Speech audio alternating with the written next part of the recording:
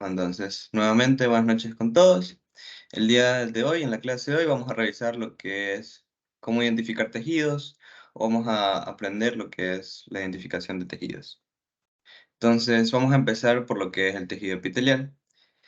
Como les dije en las clases pasadas, ¿qué es un epitelio? Un epitelio va a ser una agrupación de células, la cual se caracteriza por uniones intercelulares muy pegadas entre sí. Esta característica lo que le ofrece al epitelio es que le da la capacidad de ser una especie de barrera selectiva. Barrera selectiva, ¿por qué? Porque como vemos en la imagen de aquí, por ejemplo, esto aquí es un corpúsculo de Bowman. Una cápsula de Bowman, perdón, una cápsula de Bowman. Entonces, esto pertenece a lo que es el riñón. Entonces, ¿qué va a ocurrir aquí? Aquí va a ocurrir la filtración de la sangre, se van a filtrar ciertos elementos. Entonces, al haber epitelio, que sería toda esta membrana que podemos ver aquí, todo esto sería un epitelio, todo esto sería epitelio, eso que podemos ver por fuera. Y por lo que sabemos de teoría, como solo vemos una sola capa de células, las cuales son mucho más anchas que altas, podemos decir que es un epitelio plano simple. Entonces, como les estaba diciendo, eso aquí va a funcionar como una barrera selectiva. ¿Por qué? Porque al momento de filtrar hay ciertos elementos en la sangre que van a ser necesarios, los cuales no queremos que pasen hacia la luz o se filtran en la orina. Entonces se van a mantener en la sangre y solo se van a filtrar desechos de ciertos procesos en el cuerpo, ¿no? Entonces, es básicamente eso. Entonces, lo que le estaba diciendo, DX, ¿qué es? Diagnóstico. El diagnóstico de esas ambas imágenes sería un epitelio plano simple. Plano simple, ¿por qué? Porque solo vemos una capa de células planas o adosadas o escamosas, es decir, que van a ser mucho más anchas que altas, ¿no? Y acá también veríamos lo mismo, sino que en un aumento más cercano. En cualquier momento, por si acaso, pueden interrumpirme si hay alguna duda, alguna pregunta en relación a una placa, no hay problema, ¿no?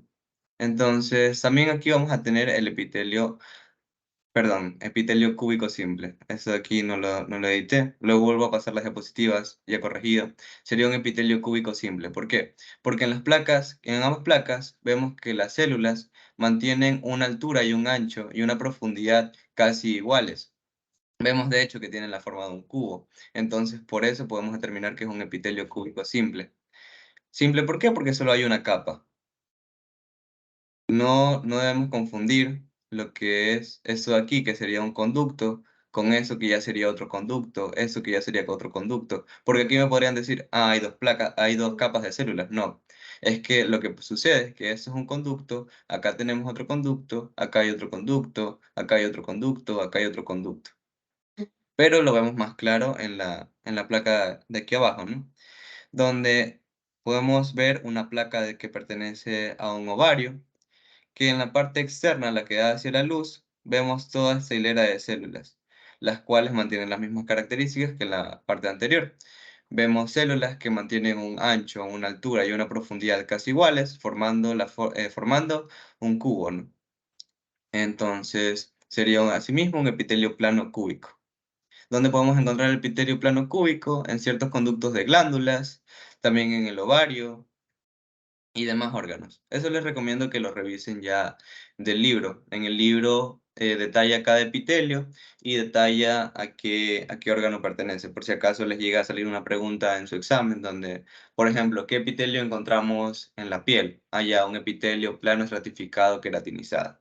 Entonces, eso de ahí les recomendaría que revisen. Acá, ¿qué placas vemos? Vemos las placas de un epitelio cilíndrico simple. ¿Por qué cilíndrico? Porque en este caso las células van a mantener una altura mucho más prominente que su ancho. Como vemos aquí, vemos solo una hilera de células, solo una capa de células que son mucho más altas que anchas. Entonces, vemos aquí una, formando como deditos, por así decirlo. En la parte de acá lo vemos mucho más claro. Vemos toda la célula como es mucho más alta que ancha. Y algo que también podemos denotar aquí es este borde en cepillo, como se lo suele describir a las microvellosidades. Eso que veríamos aquí serían las microvellosidades. Entonces podemos afirmar que estamos ante una placa de intestino delgado. Normalmente el epitelio cilíndrico simple lo encontramos en la mayoría de lo que es el tubo digestivo, y microvellosidades vamos a encontrar mayormente en lo que es el intestino delgado. ¿Por qué? Porque el intestino delgado se encarga de absorción y, como sabemos, las microvellosidades aumentan la superficie o el área de absorción. Entonces, bueno, ya sabemos, ambas placas, un epitelio cilíndrico simple. ¿Por qué? Porque sus células son mucho más altas que anchas. Aquí podemos ver su núcleo, núcleo, núcleo, núcleo, aquí mismo. Aquí también lo mismo, ¿no? Sí se está pasando la imagen, porque la clase pasada me pasó que no se cambiaba la diapositiva y ya me quedé Sí, sí, traumado con eso. se está pasando, tranquilo. Ay, ay, ay. Entonces, aquí también se me olvidó cambiarlo, mil disculpas. Aquí lo que encontramos es un epitelio pseudoestratificado cilíndrico ciliado o pseudoestratificado cilíndrico para no hacer las bolas, ¿no? Entonces, ¿cuál es la característica de un epitelio pseudoestratificado? Como les mencionaba en la clase pasada, es que todas las células se apoyan sobre la membrana basal. Podemos ver que aquí hay varios núcleos, pero no todas llegan a la superficie. Por ejemplo, esta célula de aquí. Esta célula de aquí empieza en la membrana basal, pero llega apenas hacia aquí. No llega hasta la superficie. No llega hasta ese borde libre, ¿no? Que cuentan con el que cuentan todos los epitelios. Otra más podría ser esa de aquí, que tampoco llega a la superficie. Esta también no llega a la superficie. Acá es más difícil de distinguirlo, pero también encontramos así mismo, por ejemplo, esta célula que se apoya nomás sobre la base, pero no llega a la superficie. Esta célula de aquí. Entonces, ¿por qué se le conoce como pseudoestratificado? Porque es un falso, es una falsa estratificación, por así decirlo. Aparenta tener más de una capa, pero no cuenta con más de una capa, sino que todas sus células se van a apoyar sobre la membrana basal, pero no todas van a llegar al borde libre. En estas placas, ¿qué especializaciones o anexos podemos encontrar? Pues serían los cilios. ¿Por qué los cilios? Porque en esta placa de aquí específicamente es una placa de tráquea, una placa de vía aérea. Como sabemos, en la vía aérea vamos a encontrar moco. Entonces, el cilio se va a encargar de barrer este moco. Se va a encargar de que no se acumule, barrer moco, expulsar partículas y demás, ¿no? ¿Alguna pregunta hasta ahora con los epitelios que hemos revisado?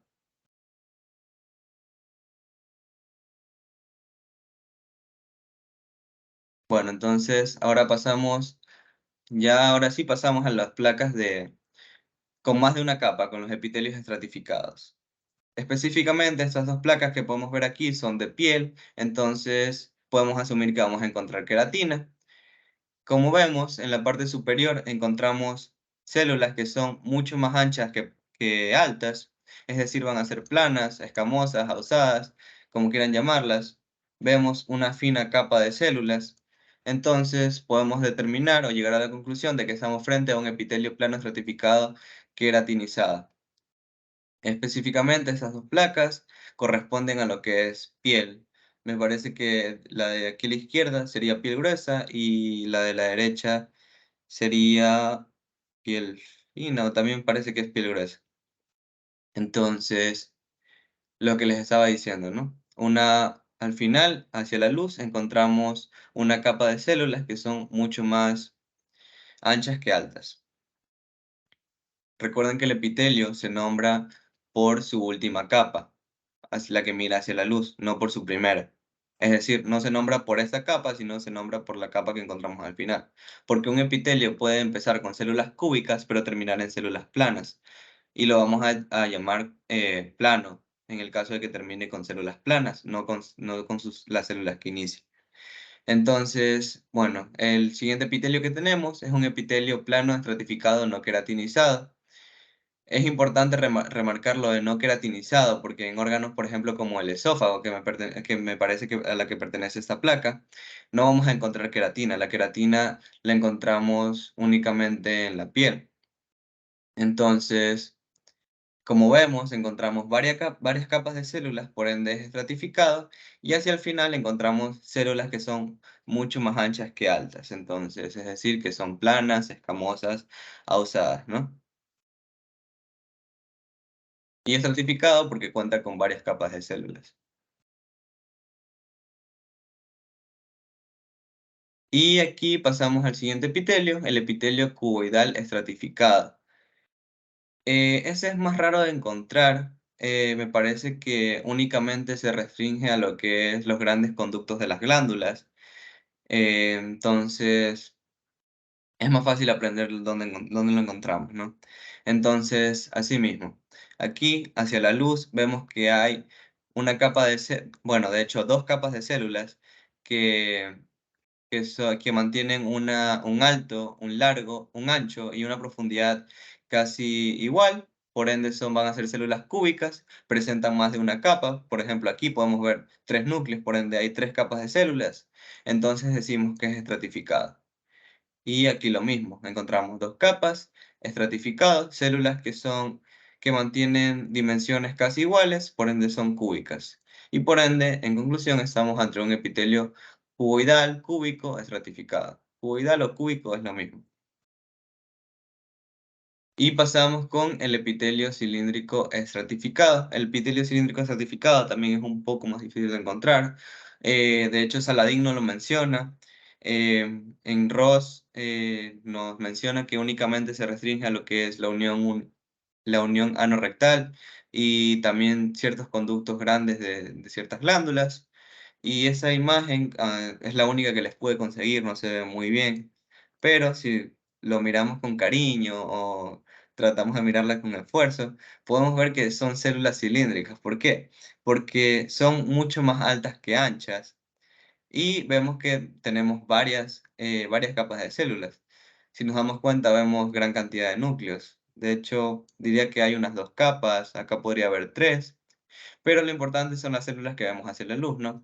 Que, como ya decía antes, mantienen una altura más prominente que su anchura. Entonces, en conclusión, estamos ante un epitelio cilíndrico estratificado. Y bueno, hasta ahí sería lo que es epitelios. ¿Alguna pregunta en relación a algún epitelio? ¿Algo que les haya quedado en duda?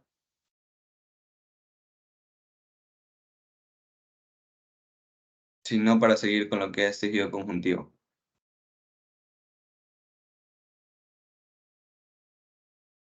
Bueno, y recuerden revisar lo que es a dónde se pertenece cada epitelio.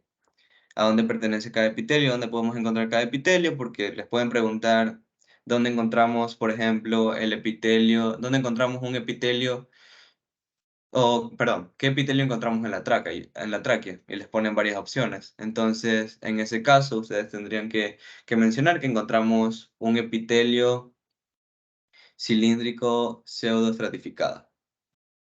A ver, yo tengo una pregunta, a ver quién me responde. ¿Qué epitelio encontramos en el esófago? Yo lo mencioné.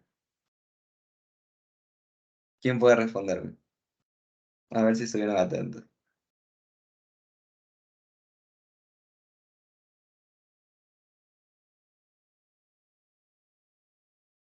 Yo me la sé, Oh, Kelvin. no, pues tú no vales. Tú no vales, tú no vales. ¿Alguien tiene una Sería el epitelio plano estratificado. Ya. Está bien, pero te faltó algo, te faltó no queratinizado, porque recuerden que plano estratificado también encontramos en la piel, pero Sí, en en la este piel. caso, ajá, pero en este caso, en el esófago es no queratinizado. Entonces, recuerden mencionar eso, ¿no? No queratinizado, es muy importante. Otra pregunta más, ¿qué epitelio encontramos en el ovario? Eso también lo mencioné. Tú no vales, Juan.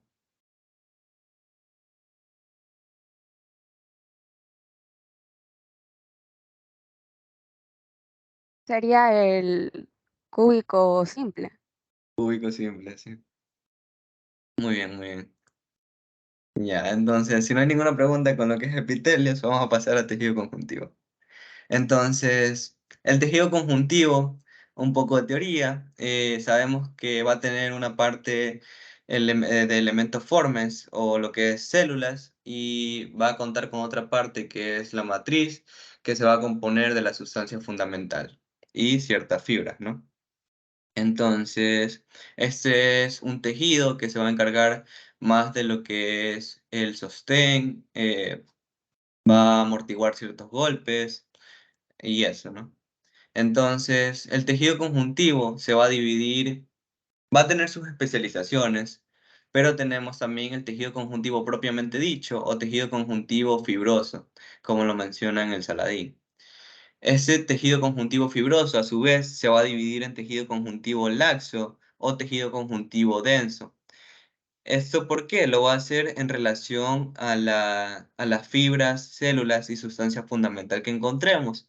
¿Por qué? Porque en el tejido conjuntivo laxo vamos a encontrar una mayor abundancia de sustancia fundamental y células, mientras que las fibras van a estar muy restringidas o van a ser casi escasas. Mientras que en el tejido conjuntivo denso vamos a encontrar mayor cantidad de fibras y ya no vamos a encontrar tanta sustancia fundamental o tantas células como lo hacíamos en el tejido conjuntivo laxo. Entonces, otra cosa a remarcar del tejido conjuntivo laxo es que este a su vez se va a dividir en tejido areolar y tejido reticular. Aquí me gustaría hacer una aclaración, ¿no? Ya depende de la literatura que manejen sus docentes. Igual, su texto base es Saladín y Martini. Pero yo les voy a explicar de todas las formas, tanto como lo hace Saladín, tanto como lo hace Martini, y les voy a aclarar lo que ya les va a servir para semestre, ¿no? Entonces, ¿qué dice Saladín? Saladín dice lo que les estaba mencionando, que hay un tejido conjuntivo fibroso, o propiamente dicho, el cual se divide en tejido conjuntivo laxo y tejido conjuntivo denso. El tejido conjuntivo laxo se va a dividir en tejido areolar y tejido reticular. Y el tejido conjuntivo denso se va a dividir en tejido conjuntivo denso regular y tejido conjuntivo denso irregular. Ahora, Martini, ¿cómo lo explica? Martini lo explica de la misma forma hasta la división de tejido conjuntivo laxo y tejido conjuntivo denso. Para Martini, el tejido conjuntivo laxo se va a dividir en tejido areolar, en tejido reticular y también en tejido adiposo. Pero en realidad el tejido adiposo es una especialización del tejido conjuntivo. Igual para que lo sepan, ¿no? Y bueno, ¿qué les va a servir para primer ciclo? Ya para primer ciclo les va a servir saber que el tejido conjuntivo fibroso sí se va a dividir en tejido conjuntivo laxo y tejido conjuntivo denso, sí, es verdad. Pero el tejido conjuntivo laxo no se va a dividir en tejido areolar ni tejido reticular. Simplemente va a ser tejido conjuntivo laxo. También se le suele conocer como tejido conjuntivo areolar. O sea, tejido conjuntivo areolar y tejido conjuntivo laxo van a ser lo mismo, una vez que ya entren a primer ciclo. Pero como les digo, ahorita les sirve más lo que les diga Saladín o Martini. Entonces, igual ahí quedan esos tres datos para que los tengan en cuenta, ¿no? Igual espero no haberlos confundido con los que les dije. Si quedó alguna pregunta, eh, pueden hacerla nomás. No tengo problema en repetir tampoco. Eh, y bueno, eso. Si no hay ninguna pregunta, seguimos con las placas, ¿no? Bien, entonces para este tema decidí sacar más las imágenes que son del libro. Una placa que también encontré en el libro. Me parece que esa imagen es de Saladín, esa imagen es de Martini. Me parece que la saqué así. ¿Por qué? Porque las placas no se ven tan bonitas como se ven aquí. Entonces, imagino yo que si les llegan a poner una imagen, les van a poner una imagen del libro o les van a poner una imagen de... Una imagen, van a sacar una imagen del libro porque en las placas se ve más desordenada y no se ve con tanto aumento. Entonces vamos con el tejido areolar. El tejido areolar, como les dice la literatura, es el que vamos a encontrar en mayor proporción de los tejidos conjuntivos laxos. Estos se van a dividir en, en fibras, las cuales se van a disponer de manera laxa, como indica el nombre. Vamos a contar con abundante sustancia fundamental y abundante cantidad de células, específicamente fibroblastos, aunque va a contar con los 6 tipos de células que encontramos en el tejido conjuntivo, fibroblastos, adipocitos y demás, ¿no? Entonces, ¿dónde vamos a encontrar el tejido areolar? como dice aquí, subyacente a casi todo epitelio, va a rodear los vasos sanguíneos, nervios, el esófago, la tráquea, va a también estar entre la fascia, entre los músculos, mesenterios, capas viscerales de pericardio y pleura. ¿Cuál va a ser la función? La función va a ser que va a unir los epitelios con los tejidos más profundos, va a permitir el paso de nervios y vasos sanguíneos a través de los tejidos, y también va a ser el lugar donde se va a realizar la defensa inmunitaria. Eh, Algo más es que este tejido va a ser el medio por el cual van a llegar los nutrientes a los epitelios, pues como este se va a encontrar por debajo de todo epitelio, como sabemos el epitelio es un tejido vascular, por ende necesita de alguien que lo nutra, y este va a ser el tejido areolar, tejido conjuntivo en general. Entonces, ¿cuáles van a ser los elementos que vamos a encontrar en las placas de tejido areolar? Vamos a encontrar fibras colágenas, vamos a encontrar fibras elásticas también, vamos a encontrar fibrocitos o fibroblastos, macrófagos, células inmunitarias en este caso, y también aquí un adipocito. Un adipocito es específicamente lo que podemos ver aquí. Un adipocito que corresponde a grasa blanca. Grasa blanca, ¿por qué? Lo verán más adelante, pero igual se los adelanto un poco, ¿no? Es grasa blanca, ¿por qué? O unilocular, porque almacena lo que es los lípidos en una sola gran vacuola y desplaza el núcleo hacia un lateral. Entonces, eso por lo que es tejido areolar. ¿Alguna pregunta? Bueno, entonces seguimos con la segunda clasificación del tejido conjuntivo laxo, el cual es el tejido reticular. El tejido reticular es otro tipo de tejido conjuntivo laxo, aunque este no se encuentra en tan abundancia como el anterior, como el tejido conjuntivo areolar. Este únicamente se restringe al estrómago, al estroma de ciertos órganos, perdón. ¿Qué es el estroma? El estroma es, por así decirlo, la parte que rodea el órgano, la parte estructural, más no la funcional. La funcional sería la médula. Entonces, o por donde entra los vasos sanguíneos, es la médula. Entonces, ¿qué vamos a encontrar en el tejido conjuntivo reticular? Vamos a encontrar fibras reticulares, ciertas células, células sanguíneas, células inmunitarias, como por ejemplo los leucocitos. Y aquí otra imagen, esta imagen es de aquí, de la izquierda, es de Saladín. Y esa imagen de la derecha es de Martini. Martini únicamente saca las fibras reticulares. Entonces, ¿dónde lo vamos a encontrar? En ciertos ganglios linfáticos, en órganos como el vaso, el timo, también en la médula ósea. Y las funciones no, como les decía, va a componer lo que es el estroma, es decir, va a dar soporte o va a ser el marco para los órganos linfáticos. ¿Alguna pregunta en relación a estos dos? Si no, seguimos con tejido conjuntivo denso.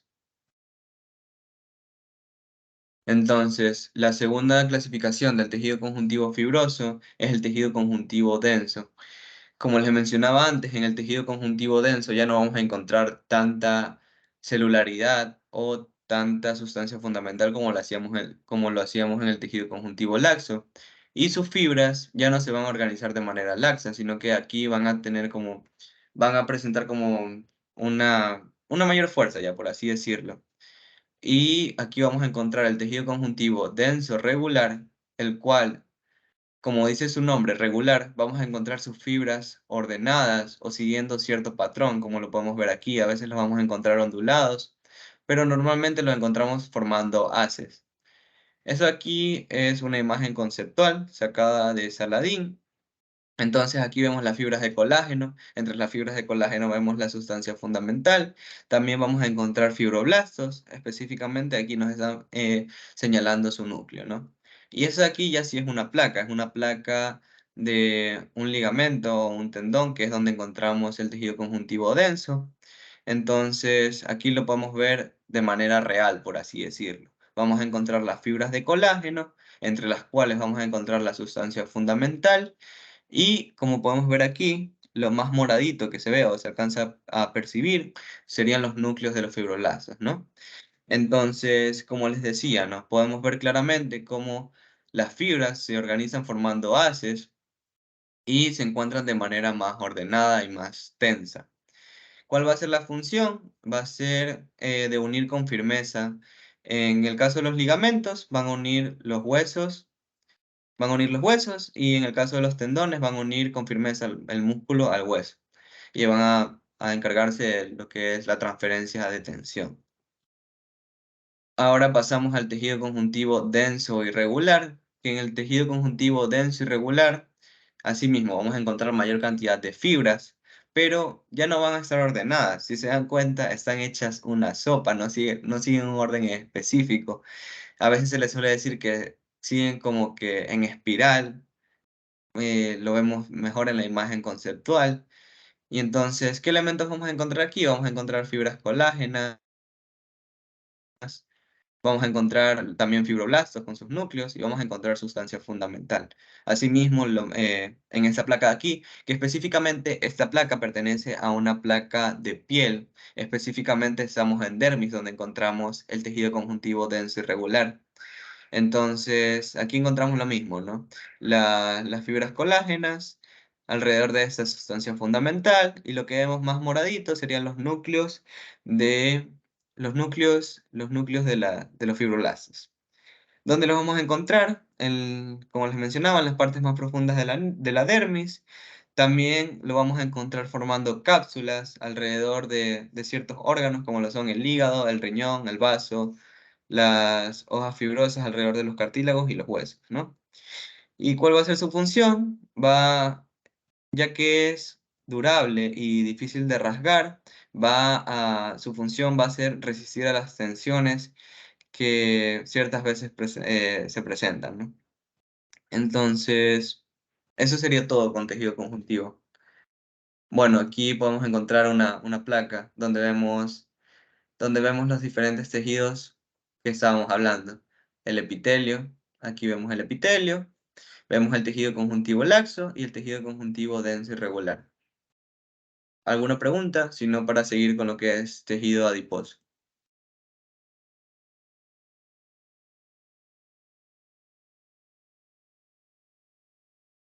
Bueno, creo que no hay ninguna pregunta. Dale, Ricardo, para que sigas tú con tejido adiposo. Yo comparto, ¿ya? Dale. Si tienes permiso para compartir, ¿no? Me parece que sí te lo doy. Sí, Dale, dale. déjame ver.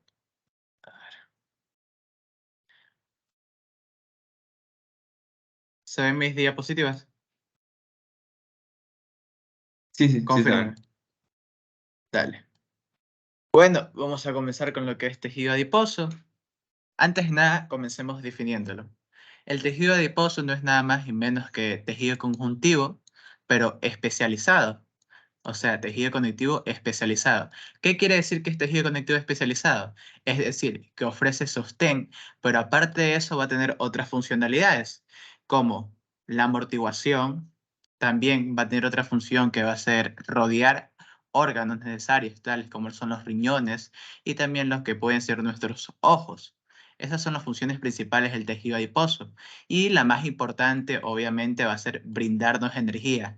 ¿Pero a través de qué nos va a brindar energía? Pues a través del consumo, por nuestra parte, de lo que son triglicéridos y glucosa, las cuales esta va a ser almacenada en el citoplasma de cada uno de estos adipocitos. Aquí específicamente tenemos dos cortes histológicos. Tenemos lo que es grasa parda y grasa blanca o amarilla. Hay otro nombre que lo menciona Saladín, que creo que le llaman grasa. Uy, déjame elegir otro color. Lo llaman como grasa multiocular. Y esto básicamente se debe a que hay varios glóbulos, como se pueden dar cuenta. Hay muchos glóbulos aquí muy pequeños. Mientras la grasa blanca la llaman grasa o tejido adiposo unilocular. ¿Por qué unilocular? Porque los glóbulos son muy grandes y son muy independientes entre sí, porque pueden almacenar grandes cantidades de triglicéridos y glucosa, lo cual va a ser importante y eso es lo que nos va a brindar energía. ¿Ok? Ahora, ¿cómo diferenciar estos dos cortes histológicos? En sí, a primera instancia, podemos darnos cuenta que son muy diferentes, ya que lo que es la grasa parda, como mencioné antes, contiene lo que son varias gotitas lipídicas, varios glóbulos.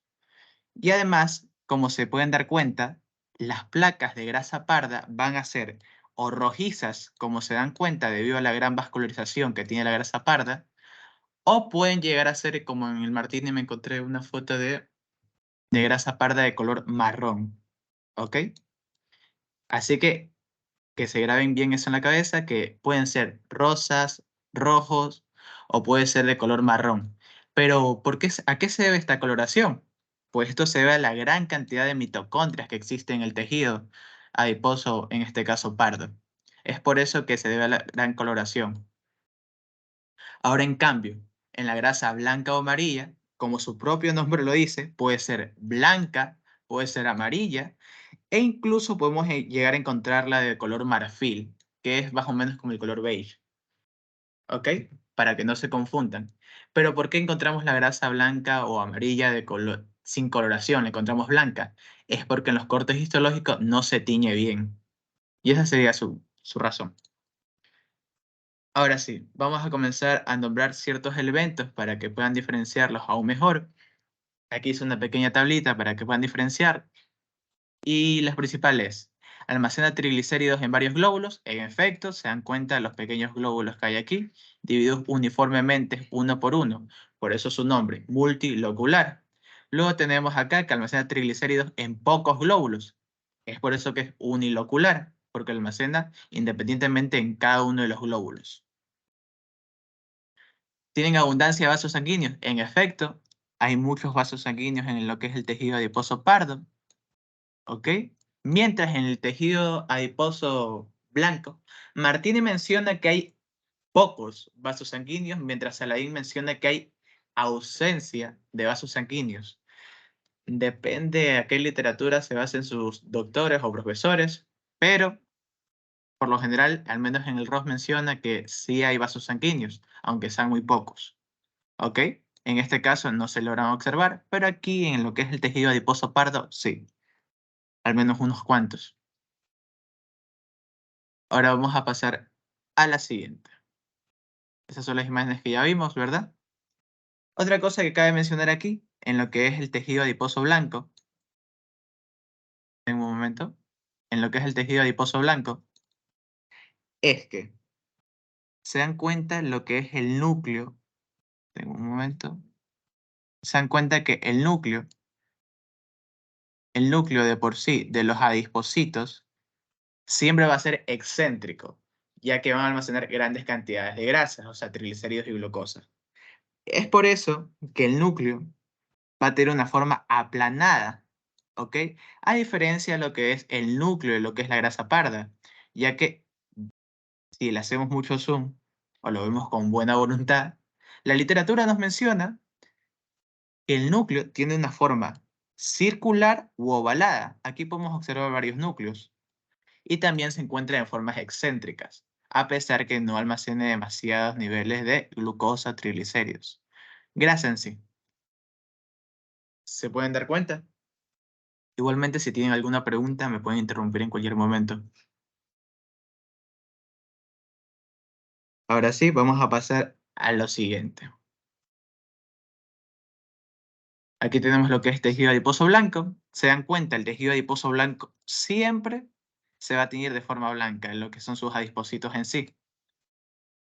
Se pueden dar cuenta. Además, en esta fotomicrografía o corte histológico no se logra observar lo que son los núcleos. Sin embargo, ustedes por la teoría deben guiarse y ya saben que tiene un núcleo excéntrico y aplanado.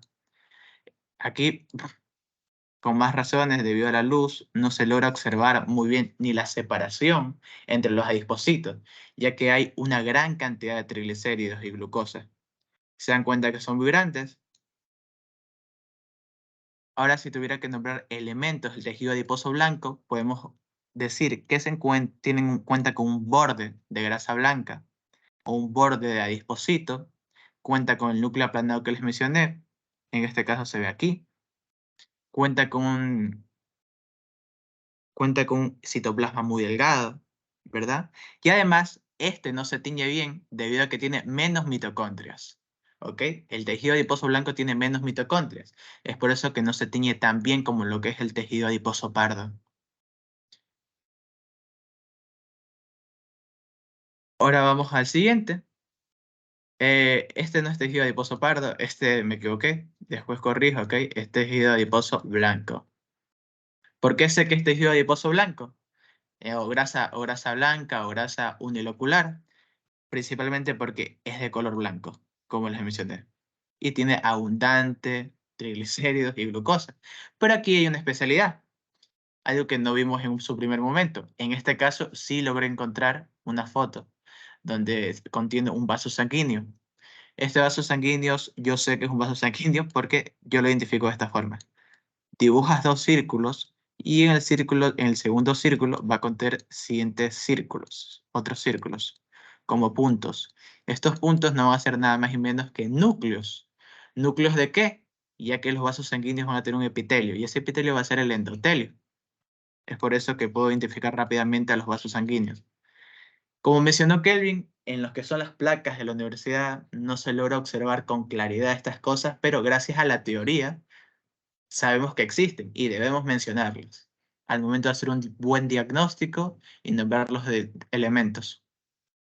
¿Ok? ¿Alguna pregunta? Si no hay ninguna pregunta, podemos seguir. Si tuviera que nombrar los otros datos, es que la grasa blanca, su ubicación sería principalmente que es subcutánea, o sea que se encuentra debajo de lo que es la epidermis. Además que la grasa blanca se encuentra en lo que es en la parte abdominal. En la parte abdominal también podemos encontrar lo que es grasa visceral, que también es conocida como grasa blanca. Podemos encontrar también lo que es grasa inguinal, perirrenal, retroperitoneal y entre esas zonas. Y como antes le mencioné, los riñones es un claro ejemplo, ya que los riñones contienen ambos tipos de grasa, tanto la grasa blanca como la grasa parda. Si tienen alguna pregunta, pueden abrir los micrófonos. Pero vamos a pasar ahora con una imagen más detallada. Esta específicamente es del ROS. Y lo que quiero que vean es que aquí, si ven esto de aquí, esto se le conoce como un tabique. ¿Por qué sé que es un tabique? Porque como antes Kelvin explicó, existen tejidos conectivos, ¿verdad? Y al lado de lo que es el tejido conectivo especializado, o sea, el tejido adiposo, existe lo que es el tejido conectivo denso irregular, que suele separar lo que es el tejido adiposo. Aquí también podemos observar claramente, según si la en la forma que les dibujé antes, los vasos sanguíneos, ¿verdad? Pueden encontrar básicamente los vasos sanguíneos. Este caso se encuentra un poco más abolada, pero sigue teniendo el mismo concepto, ¿verdad? Los dos circulitos y podemos encontrar los núcleos. Estos núcleos, yo lo sé que son núcleos porque es el epitelio de los vasos sanguíneos y es denominado endotelio. Aquí, debido a nivel de zoom que hay, podemos observar clarito el núcleo. Entonces, si se dan cuenta, es aplanado, tiene forma plana. Entonces, yo por esa razón, yo sé que también es tejido adiposo blanco. Además que no se tiñe de color rosado fuerte, ni tampoco se tiñe de color marrón o café, ni siquiera rojo. Es un color blanco. Por eso sé que es tejido adiposo blanco. Ahora sí vamos a pasar con lo que es tejido adiposo pardo. El tejido adiposo pardo lo identifico a primera instancia por sus pequeños glóbulos. Son muy pequeños sus glóbulos, o sea que tienen varias gotas lipídicas, porque son pequeños glóbulos. O sea que cada uno de los glóbulos almacena pocos triglicéridos y glucosa. En este caso, podemos observar clarito lo que son sus núcleos, ¿verdad? Y en sus núcleos, en este caso, son de forma ovalada o circular. Es según la forma que ustedes los vean. Ambas son correctas porque se puede encontrar una gran variedad de núcleos aquí. ¿Y recuerdan por qué les dije que tenía este color característico? Lo que era el tejido adiposo pardo. Pues básicamente por la gran cantidad de mitocondrias que hay, ¿verdad? Gran cantidad de mitocondrias. ¿Por qué hay una gran cantidad de mitocondrias? Por la función termorreguladora que cumple el tejido adiposo pardo. Es decir, termorregulación significa que reacciona al frío. Si reacciona al frío, significa que va a causar calor. Por eso los animales y los bebés contienen mucho tejido adiposo pardo o grasa parda. Como pueden observar, se observa un montón de glóbulos pequeños y es por eso que yo sé que es tejido adiposo pardo. Es muy diferente a lo que es el tejido adiposo blanco. ¿Logran observar? Aparte que logro observar los núcleos redondeados u ovalados en algunas ocasiones. Entonces yo sé que es la morfología de un adipocito de tejido adiposo pardo, sin más complicaciones. Además, tú ves la placa de lejos y observas que es de color un poco rosado y rojo en general. Y es rosado y rojo por lo que les mencioné, gran cantidad de mitocondrias y podemos observar muchos vasos sanguíneos por aquí. ¿Ok? Por eso es que yo puedo identificarlo. Y como aquí está abajo, también encontramos lo que son los tabiques. Tabiques de tejido conectivo denso y regular, que pueden tener tanto el tejido adiposo pardo y el tejido adiposo blanco. ¿Ok? Esto es un vaso sanguíneo. Ustedes dirán, se ve súper diferente a lo que me dibujaste antes. Sí, algunos libros lo cambian un poco, pero sigue teniendo la misma estructura en sí, sino que parece que no se ha tenido de forma adecuada. Pero siempre quédense con la imagen de que los vasos sanguíneos van a verse así. O igualmente deben mencionarlo porque la teoría lo menciona. Aquí tenemos otra imagen de tejido adiposo pardo. Como les mencioné, este es el tejido redondo que tienen los adipocitos. Aquí hay una gran cantidad de vasos sanguíneos, como se puede ver aquí. A pesar que el zoom no nos ayuda demasiado, sé que hay vasos sanguíneos aquí.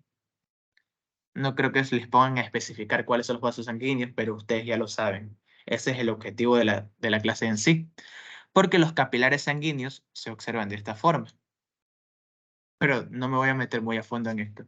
El punto es que quiero que diferencien entre el tejido adiposo pardo y el tejido adiposo blanco.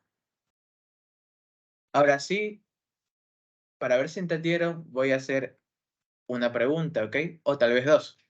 La primera, ¿por qué el tejido adiposo pardo tiene su color característico? Por la gran cantidad de mitocondrias. Correcto, correcto. Bien.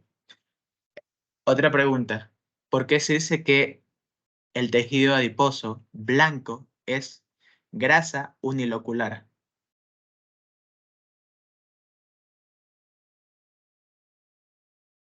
Juan, tú no eres.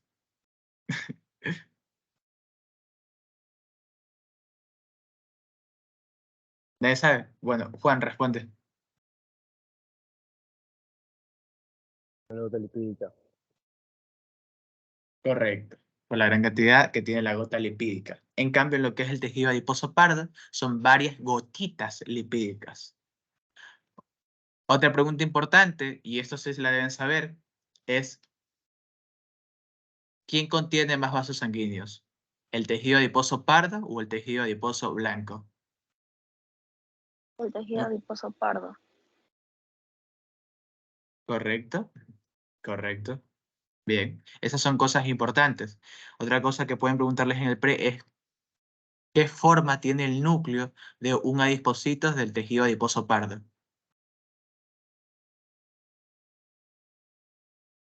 ¿Se acuerdan? Ovalado. ¿Ovalado o? Circular. Sí, correcto, bien. ¿Tienes un Yo tengo punto? una pregunta, disculpa que te interrumpa. Dime. Es bien rebuscada, no sé si lo habrás dicho, pero ¿por qué el tejido adiposo pardo adquiere ese color? Ya lo dije. Ah, ¿en serio? Ah, perdón, disculpa.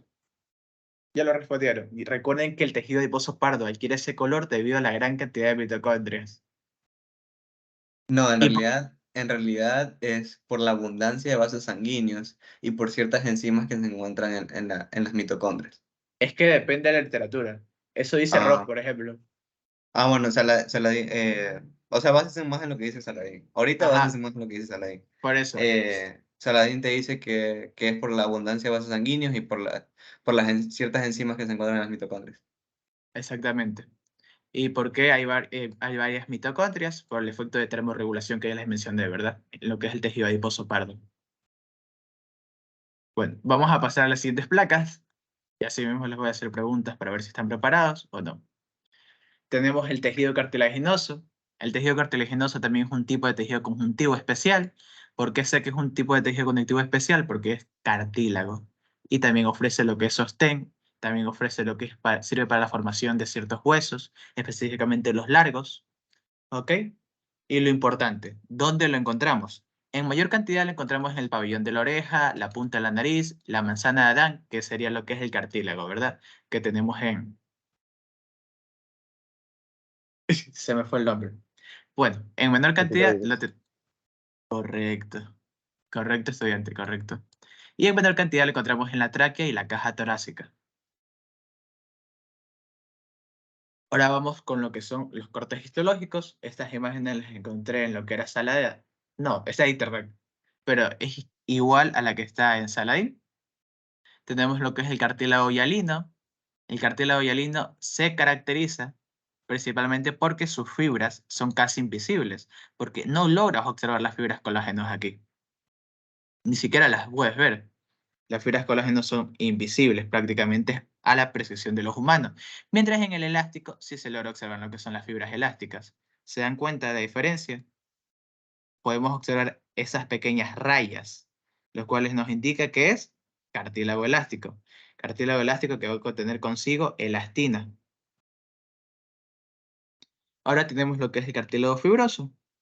El cartílago fibroso, como aquí mismo lo dice, se caracteriza por tener fibras prominentes. Fibras prominentes, como se logra observar por aquí, son fibras muy prominentes de colágeno y específicamente son fibras prominentes, como lo menciona Saladin, o son fibras colágeno tipo 1, como menciona Martini. ¿Ok? Entonces, vamos a pasar a las siguientes placas. Estas imágenes sí son de Saladin.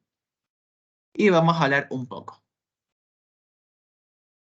Tenemos aquí principalmente lo que es la matriz, que es todo lo que va a estar alrededor de los condrocitos. Estos de aquí son los condrocitos, ¿ok? ¿Se dan cuenta que algunos están agrupados? Pues bueno, estos condrocitos que están agrupados se los denomina grupos isógenos. Y cada uno de estos condrocitos va a estar situado debajo de algo, lo cual se denomina laguna. Laguna condrocítica o laguna de condrocitos. ¿Ok? Cada uno de estos condrocitos va a estar debajo de una laguna. ¿Y por qué es importante la laguna? Porque bueno, en lo que respecta a la laguna, debajo vamos a tener tres tipos de matrices. Aunque no creo que sea necesario. Simplemente van a denominarlo a ustedes como matriz condrocítica. No creo que les hayan dividir todavía. Pero lo importante es debido a los escasos condrocitos que hay aquí. Eso es lo importante. Se dan cuenta que aquí hay muchos más condrocitos. Mientras en lo que es el cartílago hialino hay muchos menos. Otra cosa importante es que recuerden que la teoría nos menciona que la nutrición de este cartílago o de los cartílagos en sí es a través de la difusión de metabolitos, ¿verdad? Esa es la forma de nutrición. Es por eso que por eso es que se regenera de forma muy lenta, debido a que tiene una forma de nutrición muy lenta, que es la difusión, ¿verdad?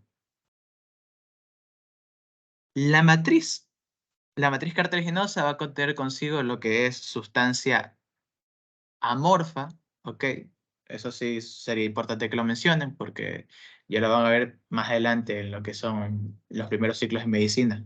La sustancia amorfa que es contenida dentro de lo que es la matriz. En este caso, matriz cartilaginosa porque es cartílago. El pericondrio es lo que se encuentra externo a lo que es el cartílago hialino. ¿Qué es esto de aquí? El pericondrio. Yo sé que es pericondrio porque, como ya antes mencioné, está externo o está a los laterales del cartílago hialino. El pericondrio, esta sí es pregunta de teoría, el pericondrio solo se encuentra en lo que es el cartílago hialino y se encuentra en lo que es el cartílago elástico. Solo esos dos contienen lo que es pericondrio. Ahora vamos con lo que es el cartílago elástico. Otra cosa que me cabe mencionar es que el cartílago hialino se encuentra mayoritariamente en lo que es la tráquea. Como que le mencionó el epitelio, debajo de lo que es la mucosa se encuentra lo que es el cartílago hialino. Ahora vamos con lo que es cartílago elástico.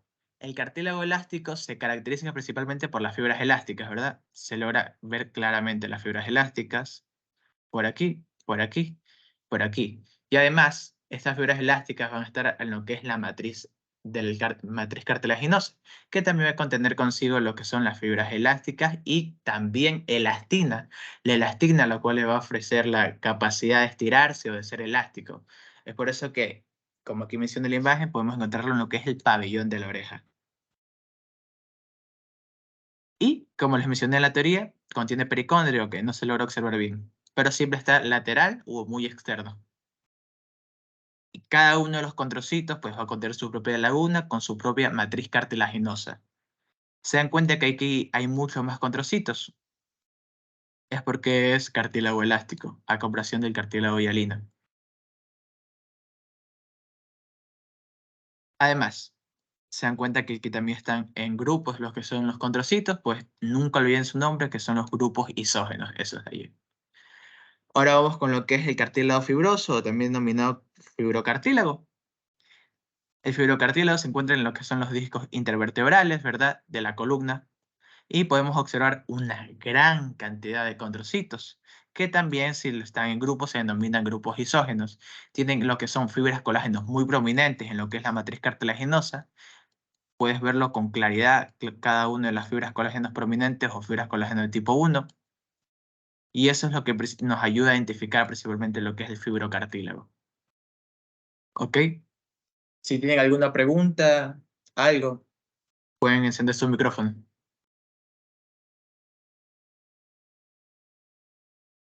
Bueno, vamos a pasar a la siguiente diapositiva. Las funciones del tejido cartilaginoso, como les mencioné, en el caso del cartílago hialino, se encarga de estar en lo que es la articulación de los huesos. Aquí tenemos lo que es la articulación femortibial y donde se encuentra en lo que es la epífisis superior de lo que son los huesos. En este caso, epífisis superior sería esta, como aquí podemos encontrar en la tibia, ¿verdad? Y eso ayuda a que los huesos en sí no rocen, sino que ayuda al movimiento y la articulación. También su otra función es mantener las vías respiratorias abiertas, específicamente porque estos son anillos de cartílago, ¿verdad? En lo que se encuentran a la tráquea. Esa es su otra función. Además, como les mencioné, su otra función es dar origen a los huesos largos. Ese proceso se denomina osificación endocondral.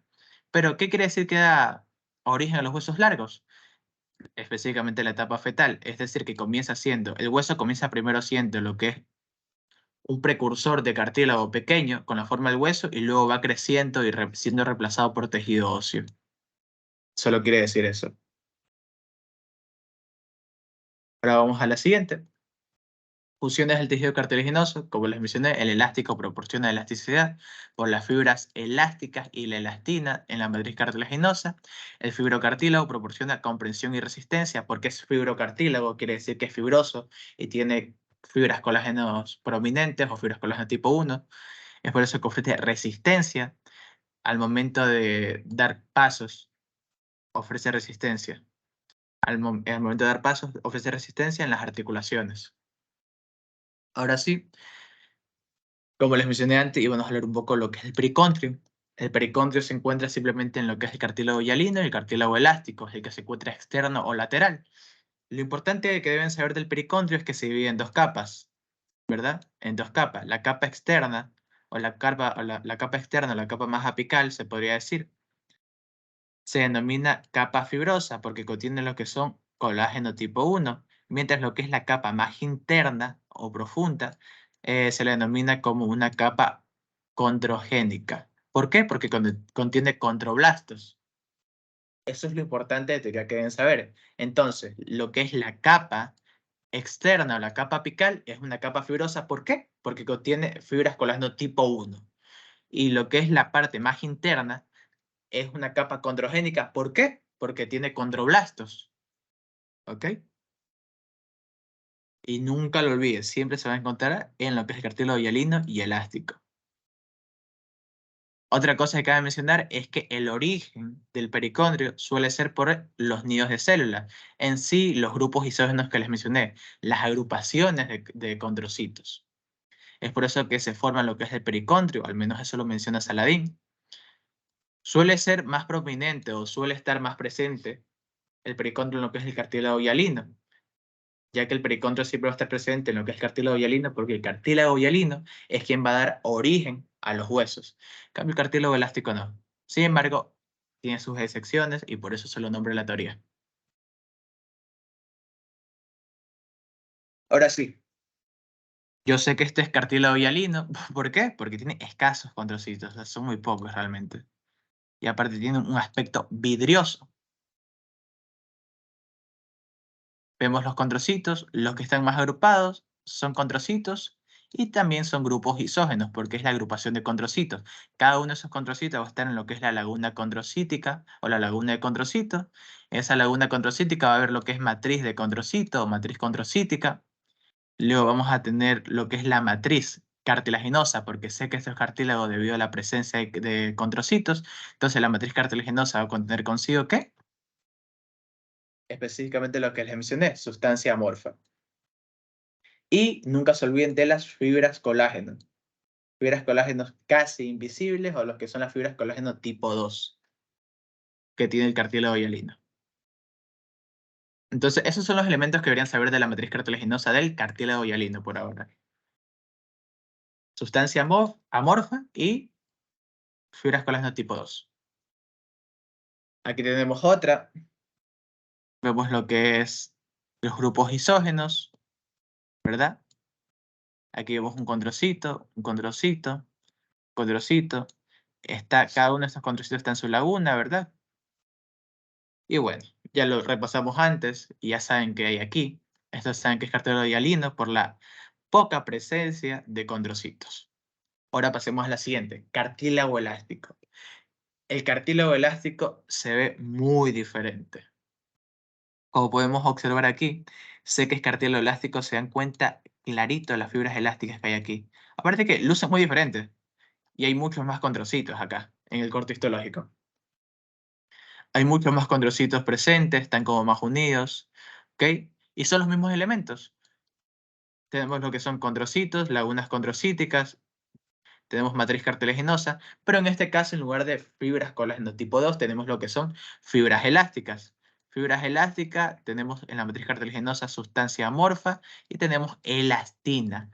¿Por qué es importante que nombren elastina? Porque la elastina es la que proporciona, junto a las fibras elásticas, la elasticidad de lo que es este cartílago elástico. ¿Qué es presente? ¿Dónde se encuentra presente? En el pabellón de la oreja. Nunca lo olviden. Además, otra forma de identificarlo súper rápido. ¿Se dieron cuenta de esto? Esto es tejido adiposo blanco. Si tiene tejido adiposo y ven condrocitos y no están seguros si es hialino o elástico, aunque se ven muy diferentes, pero ven tejido adiposo, de una saben que es cartílago elástico. ¿De qué es común también el cartílago elástico? El cartílago elástico está muy presente en lo que es la epiglotis, un corte histológico que lo van a ver después, y sería importante que se aprendan los órganos para primer ciclo porque van a mencionar los diagnósticos con exactitud, o al menos eso piden en las lecciones. Como pueden ver, aquí observamos cartílago elástico, pero visto desde una forma más lejana, una vista más panorámica, y se observa aquí clarito lo que es el tejido adiposo, ¿verdad? Entonces, yo observo mucha abundancia de condrocitos, yo sé que es cartílago elástico por eso, pero no estoy seguro del todo. Entonces, miro y observo que hay mucha cantidad de tejido adiposo, entonces yo sé que es cartílago elástico porque hay tejido adiposo y condrocitos. Además que observan esto del pericondrio. Si yo sé que hay pericondrio y tejido adiposo y hay muchos condrocitos, entonces yo sé que es cartílago elástico. Porque se acuerdan quiénes nomás tenían pericondrio, el cartílago elástico y el hialino.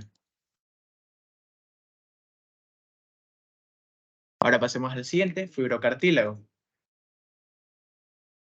El fibrocartílago también va a contener lo mismo, sino que se dan cuenta de la forma que tienen los condrocitos. Se van a ver un poco más pequeños, aunque eso no es una forma muy fiable de identificarlos, o al menos si les ponen las imágenes de Saladin, sí, pero si les ponen imágenes en general, no sería una forma tan confiable. Pero aquí podemos observar lo mismo, ¿verdad? Condrocitos. Condrocitos que también se distribuyen en lo que son grupos isógenos, matriz cartilaginosa, no, discúlpeme, matriz condrocítica, y aquí tenemos lo que es matriz cartilaginosa, que es lo exterior, ¿verdad? En donde están situados los condrocitos. Matriz cartilaginosa que a su vez, ¿qué tiene? Siempre va a tener sustancia amorfa. también va a tener lo que es fibras colágenas prominentes o fibras colágeno tipo 1. Importante, porque es fibrocartílago.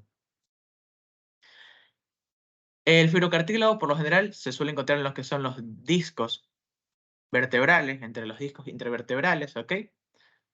Porque es fibrocartílago y ofrece y da sostén entre discos y discos, ¿verdad? Entre vértebras.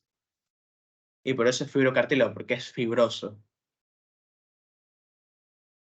Y eso es lo que deben saber. ¿Por qué es fibroso el fibrocartílago? Por las fibras prominentes de colágeno tipo 1. Aquí vemos otra placa donde observamos lo que son los grupos isógenos y condrocitos. Se ve clarito las líneas. ¿Se dan cuenta? Se ve clarito las líneas en lo que es respecta a lo que es la matriz cartilaginosa del fibrocartílago. Se ven clarito los que son las fibras colágeno tipo 1. ¿Ok? ¿Tienen alguna duda o algo?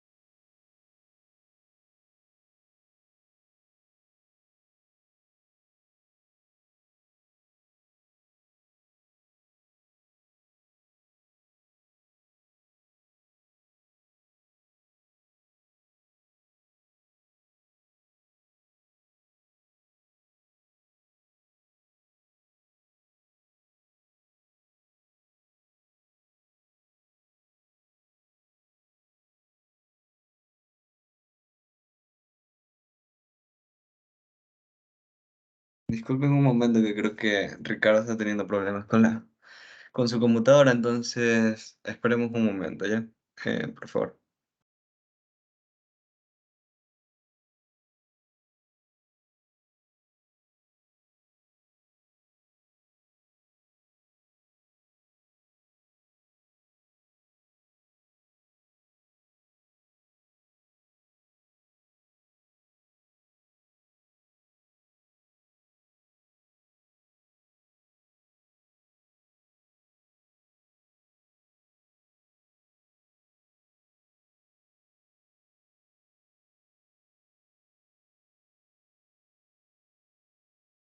Ya, miren, disculpen, creo que Ricardo tuvo un problema con su computadora, entonces voy a seguir presentando yo.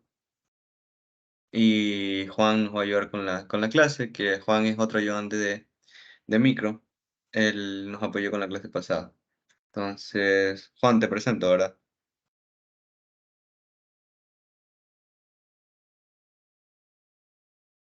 Si estás por aquí, me confirmas.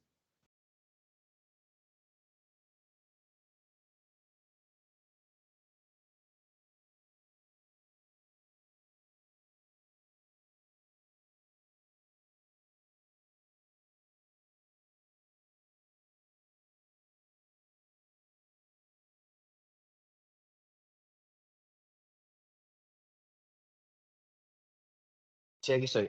¿Me escuchan? Sí, sí, sí, te escucho. Ya, no voy a poder compartir porque eh, no estoy ahorita en mi computadora, pero bueno, si puedes pasar diapositivas, sí, sí podría hacerlo. Como quieras, si no, yo te presento. Sí, dale, dale. Dale, ya te estoy presentando. Bien. A ver, Pero te dame un segundo. Deja silenciar.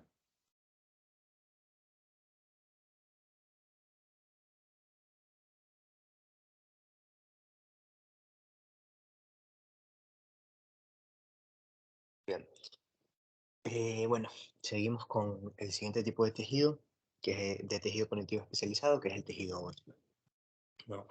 Como sabemos, bueno, básicamente el tejido óseo son los huesos como tal, estos huesos ya van a estar completamente maduros en ciertas ocasiones. Pero lo que tienen que saber es que la composición de los huesos van a ser la matriz ósea como tal, es decir, la matriz osificada, porque como lo mencionó Ricardo en un principio, los huesos eran cartílago. Ahora es la matriz ósea. El cartílago como tal, porque eh, específicamente en la región superficial del, del hueso va a encontrar todavía restos de cartílago. En tal caso que este hueso se rompa, van a haber ciertas células que van a apoyar para su regeneración. Y la médula ósea que se va a encontrar en el centro del hueso, que va a contener ciertos elementos que van a ayudar a la hematopoiesis, que es la hematopoiesis, va a ser básicamente la producción de sangre y tejido conectivo regular. Dale con lo siguiente. Bien, tenemos que las características generales del tejido óseo que dan la flexibilidad son las fibras colágenas y los glucosaminoglucanos. Recordemos que el tejido óseo también es parte del tejido conectivo, es un tejido conectivo especializado, por lo tanto van a tener ciertas características que se van a repetir, como las fibras colágenas y los glucosaminoglucanos. ¿Ya? También hay ciertas sales, como las sales de calcio y las de fosfato.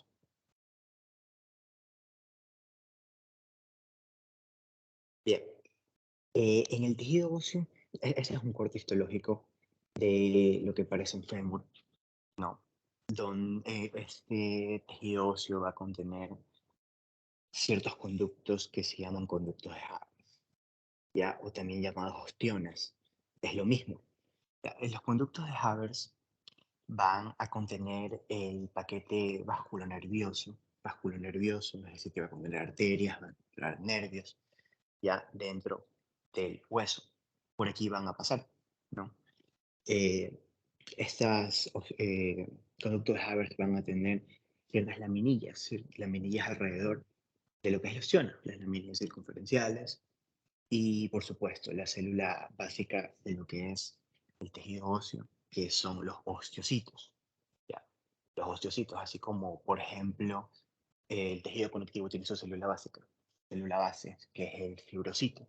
Asimismo, el osteocito es la célula básica del tejido óseo. ¿No?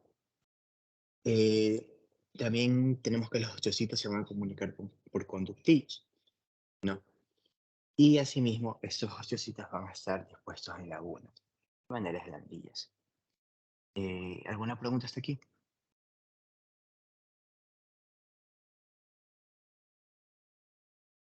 Bien, aquí hay otro corte histológico de lo que es tejido óseo. No, se encuentra en el centro, encontramos el conducto de Haber, las lagunas osteocíticas y los canalículos. Esos canalículos van a apoyar en lo que es la nutrición del hueso. Kelly, no me acuerdo bien, pues estoy confundido un poco acerca de lo de la lamela, si lo puedes explicar, porque no estoy seguro de mi respuesta.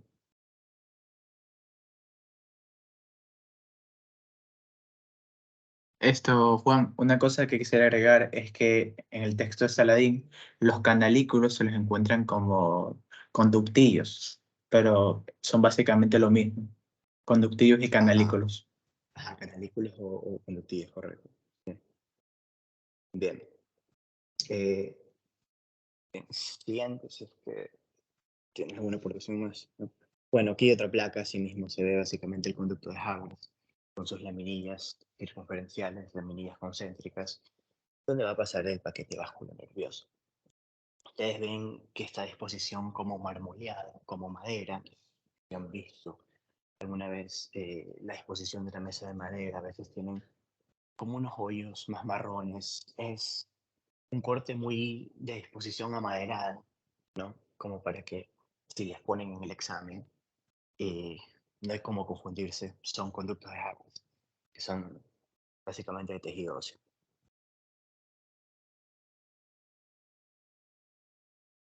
Bien, este es otro corte histológico un poco menos visible. Se ven los conductos de Haber, las lagunas osteocíticas, ¿no? de la misma disposición a moderado. mm, no tienen cómo confundirse de alguna manera. Si es que intentan verle, si se confunden, si es un vaso sanguíneo, recuerden que los vasos sanguíneos son estructuras un poco más pequeñas. Eso aquí es bastante prominente, bastante grande, y los conductos de Havers en el centro con sus lagunas osteocíticas regados por las laminillas circunferenciales. Señor Calvin, esto podrías volver porque 2 diapositivas antes porque necesito aclarar unas cosas, unos puntos. Claro, claro. Aquí, Sí, dale ahí. Otra cosa que faltó y me gustaría aclararles a ustedes es que recuerden que los conductos de Havers son denominados también ostionas o sistemas de Havers, ¿ok? El Martini también se refiere a ellos como canal de Havers. No se vayan a confundir, ¿ok? Ahora, recuerden que son conductos de Haber, no son conductillos. Los conductillos son nada más y menos que los canalículos. Canalículos que son básicamente citoplasma delgado que permite la nutrición de los que son los osteocitos. Los osteocitos es lo que va a estar alrededor o de forma circunferencial, o sea, los que son más negritos, van a estar de la forma circunferencial alrededor de lo que son las laminillas circunferenciales del conducto de Havers. Las laminillas circunferenciales son básicamente las que le dan vuelta al conducto de Havers. Tienen laminillas concéntricas, que son las que están más céntricas, y tienen las laminillas más externas, ¿ok? La línea de cementos es básicamente lo que delimita el conducto de Havers. Es importante porque los libros también los mencionaban. Puedes pasar a la siguiente, por favor. Ahora, Un dato más, si les preguntan, disculpa Ricardo, hay de 4 a 20 laminillas circunferenciales en una ostiona o conducto de Havers, un sistema de Havers, si es que les preguntan. correcto. Ahora, otra cosa que quiero que sepan es que los conductos de Haber simplemente los vamos a encontrar en lo que es el hueso compacto, no en el hueso esponjoso o hueso trabecular, sino en el hueso compacto, ¿ok? Y ahora, tengan en mente lo que es un hueso largo, ¿ok? En este caso el fémur. Se recuerden lo que les expliqué en la clase pasada entre las epífisis y epífisis, ¿verdad? ¿Se acuerdan de las metáfisis? La metáfisis es básicamente la unión de la epífisis y la diáfisis, ¿verdad? Pues bueno, vamos a encontrar simplemente las ostiones o conductos de Haber entre las metáfisis, es decir, entre la diáfisis y entre la epífisis. Espero haberme hecho entender, ¿ok? Pero ten en cuenta que lo único que delimita la aparición de las ostionas son las metáfisis, tanto superior e inferior. Es una pregunta importante, creo que se las pueden llegar a hacer en teoría. Ahora, otra cosa, ¿para qué sirve el conducto de Havers? El conducto de Havers sirve principalmente para lo que es la remodelación de lo que es el hueso y también sirve para lo que es el crecimiento del tejido óseo, ¿ok? Pero ¿por qué sirve para esto? Pues bueno, dentro de lo que es el conducto de Havers van a irrigar o van a pasar lo que son arterias, arterias que van a llevar consigo células importantes para lo que es el desarrollo, para el moldeamiento del tejido óseo, ¿ok? Células como los que son los osteoblastos que son las células que segregan matriz ósea, y tenemos los osteoclastos, que son nada más y menos que células que se encargan de carcomer tejido óseo. ¿Por qué es importante que carcoman el tejido óseo? Para que le den forma y moldeen el hueso, ¿ok? Entonces es importante. ¿Cuáles son las dos células principales en lo que actúan en la osteona? Será el osteoblasto y el osteoclasto. ¿Ok? ¿A través de qué vaso sanguíneo llegan estas células a lo que es el conducto de Havers? A través de lo que es la arteria. ¿Ok? Tengan en cuenta que el conducto de Havers en sí es formado por lo que son los osteoclastos, porque los osteoclastos son los que hacen esta especie de agujero en forma de cono. ¿Ok? Los osteoclastos carcomen, llegan lo que son las arterias y ahí llegan los osteoblastos, que son las segregadoras de matriz ósea. Esas son cosas que quería dejar claro. Espero haberme hecho entender y ahora sí, Kelvin, sigue con tejido sanguíneo. bien, entonces vamos a seguir con con lo que es tejido sanguíneo, es otra de las especializaciones del tejido conjuntivo, aunque en este caso, como sabemos, la sangre es un líquido. Entonces, en este caso no vamos a encontrar, por así decirlo, estructuras, sino más bien vamos a encontrar células en lo que son las placas del tejido sanguíneo. A este tema sí me gustaría que presten bastante atención, ya que en una de las lecciones les pusieron a reconocer las diferentes células. Me parece que les señalaron una con un círculo y les pusieron que identifiquen cuál era. Entonces, ¿cuáles van a ser las células que vamos a encontrar en el tejido sanguíneo? Vamos a encontrar los glóbulos rojos, también conocidos como hematíes o eritrocitos, los cuales van a ser discos bincóncavos anucleados. ¿Anucleados por qué? Porque van a carecer de núcleos. Y el hecho de que carezcan de núcleo va a darles esa forma en especial, que si se dan cuenta es un disco bicóncavo, donde en el centro encontramos o sea, encontramos una zona que es mucho más fina o de menor espesor. Entonces, estas serían las características del glóbulo rojo. Recuerden que también se los conoce como eritrocitos. A los glóbulos blancos o leucocitos, que también se los conoce con ese nombre, vamos a tener diferentes tipos. Vamos a contar con los monocitos, linfocitos, eosinófilos, neutrófilos y basófilos. Y estos se van a dividir en dos grupos. Vamos a encontrar por un lado los monocitos y los linfocitos, que van a ser conocidos como agranulocitos. ¿Por qué? Porque van a carecer de gránulos. Y el eosinófilo, el neutrófilo y el basófilo, los cuales van a contar con gránulos. Por lo tanto, van a pertenecer al grupo de granulocitos. ¿Con qué me refiero a gránulos? Por ahora ténganlo presente que son estas pintitas de aquí. Estos puntos serían los gránulos, ¿ya? Como nos damos cuenta, esas pintitas no las encontramos acá, ¿ya?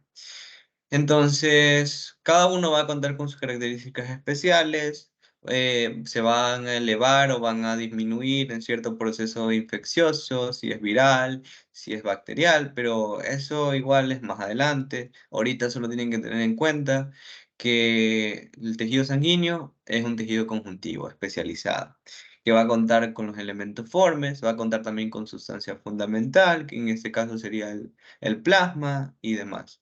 Otro elemento que vamos a encontrar dentro de los elementos formes van a ser las plaquetas.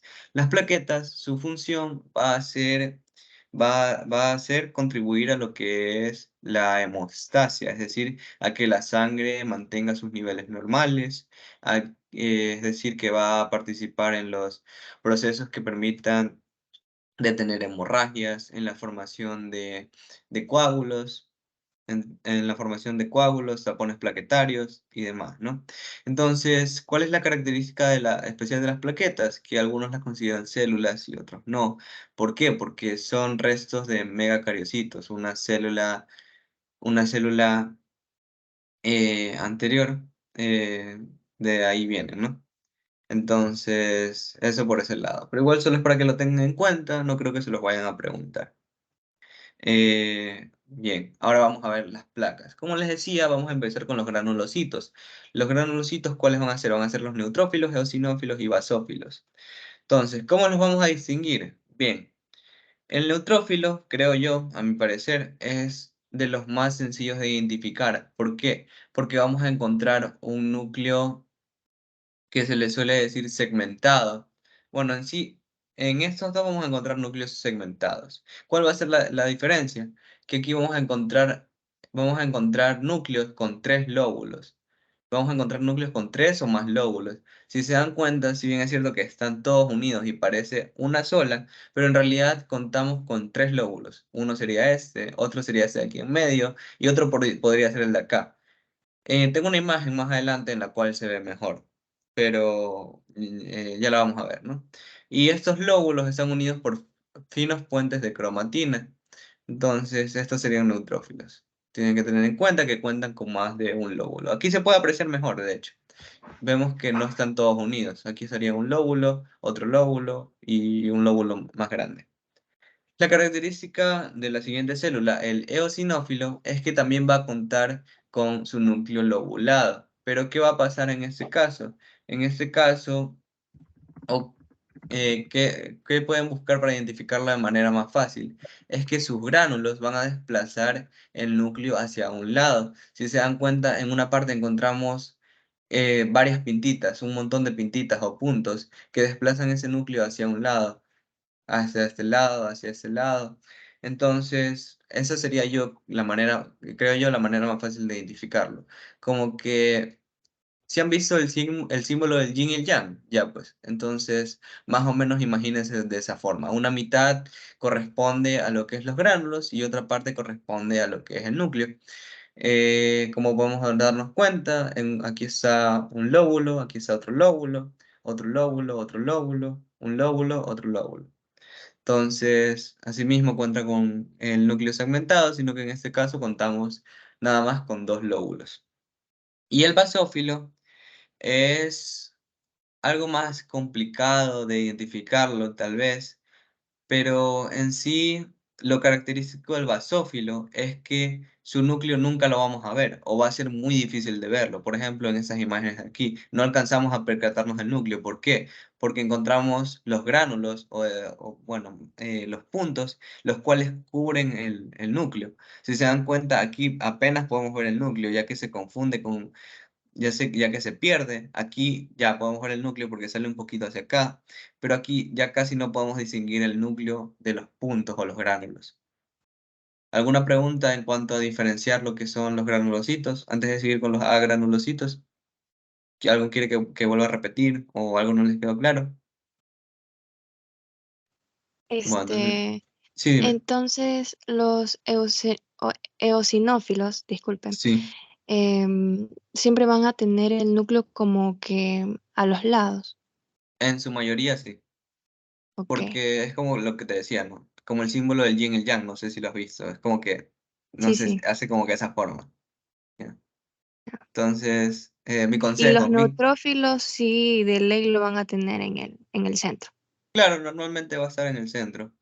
Entonces, lo que les iba a decir es que micro es mucho de relacionar, o por lo menos lo que a mí me ayuda es relacionar. Ver una imagen, ver una placa e intentar relacionarlo con un objeto para que la próxima vez que lo vea ya me recuerdo. Entonces, sería más o menos eso. Y sí, respondiendo a tu pregunta, el neutrófilo sí en general va a tener su núcleo más al centro. A veces lo vamos a encontrar en la periferia, pero sí, en la mayoría de los casos en el centro. Y recuerden que es lobulado, vamos a encontrar más de 3 lóbulos. Eso, Calvin, yo Sí, puedo dar dime. una mnemotecnia para que se puedan obtener los que son los lóbulos de las células sanguíneas. Claro, dime. Escúchame, verá, yo, al menos para aprendérmelo en práctica, yo sabía que el neutrófilo tenía de 3 a 5 lóbulos porque yo decía neutro, ya van 3, ¿verdad? Y ahora lo aumentaba filo, entonces ya tenía 5 lóbulos, de 3 a Ah, 5 lóbulos. Ahora eosinófilo, sé que tiene 2 lóbulos. Y basófilo, pues bueno, es una mancha basófila, al menos así me lo aprendí yo. está bien, está bien. Es lo que les digo, es de relacionar, tratar de acordarse de distintas maneras, ¿no? Lo que les digo. Entonces, no hay ninguna otra pregunta, ¿no? Y quedaron claras tus dudas. Disculpa, no sé quién me hablaba, pero sí quedó respondida esa pregunta. Sí, sí, sí. Sí, sí, Ok, sí me quedó claro. ok. ¿Puedes Entonces, repetir la mnemotecnia? Ricardo, tu neumoctenia se va a hacer famosa. Increíble. A ver, escuchen. La mnemotecnia es en sí neutro. Ya van 3, ¿verdad? Filo. Entonces, ahora que lo aumento el filo, sé que son 5 lóbulos, de 3 a 5 lóbulos. ¿Ok? Ahora, eosinófilo, sé que es EO, entonces sé que son 2 lóbulos. Y el basófilo es simplemente una mancha basófila. ¿Entendido?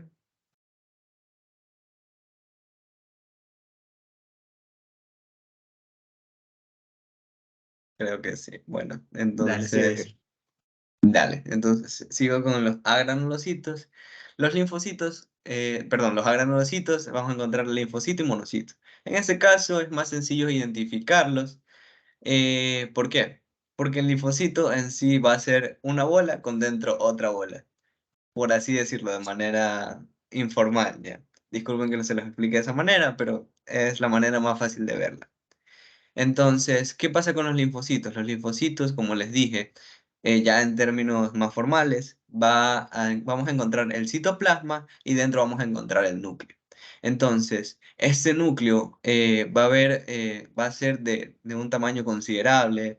Entonces, el citoplasma casi no lo vamos a alcanzar a ver. De hecho, este es el único en el que se alcanza a ver considerablemente el citoplasma, Ya los que vemos acá, si nos damos cuenta, ya casi no alcanzamos a apreciar el citoplasma. Por esa parte de acá no alcanzamos a ver el citoplasma. Más bien por esa parte de aquí sí lo alcanzamos a ver.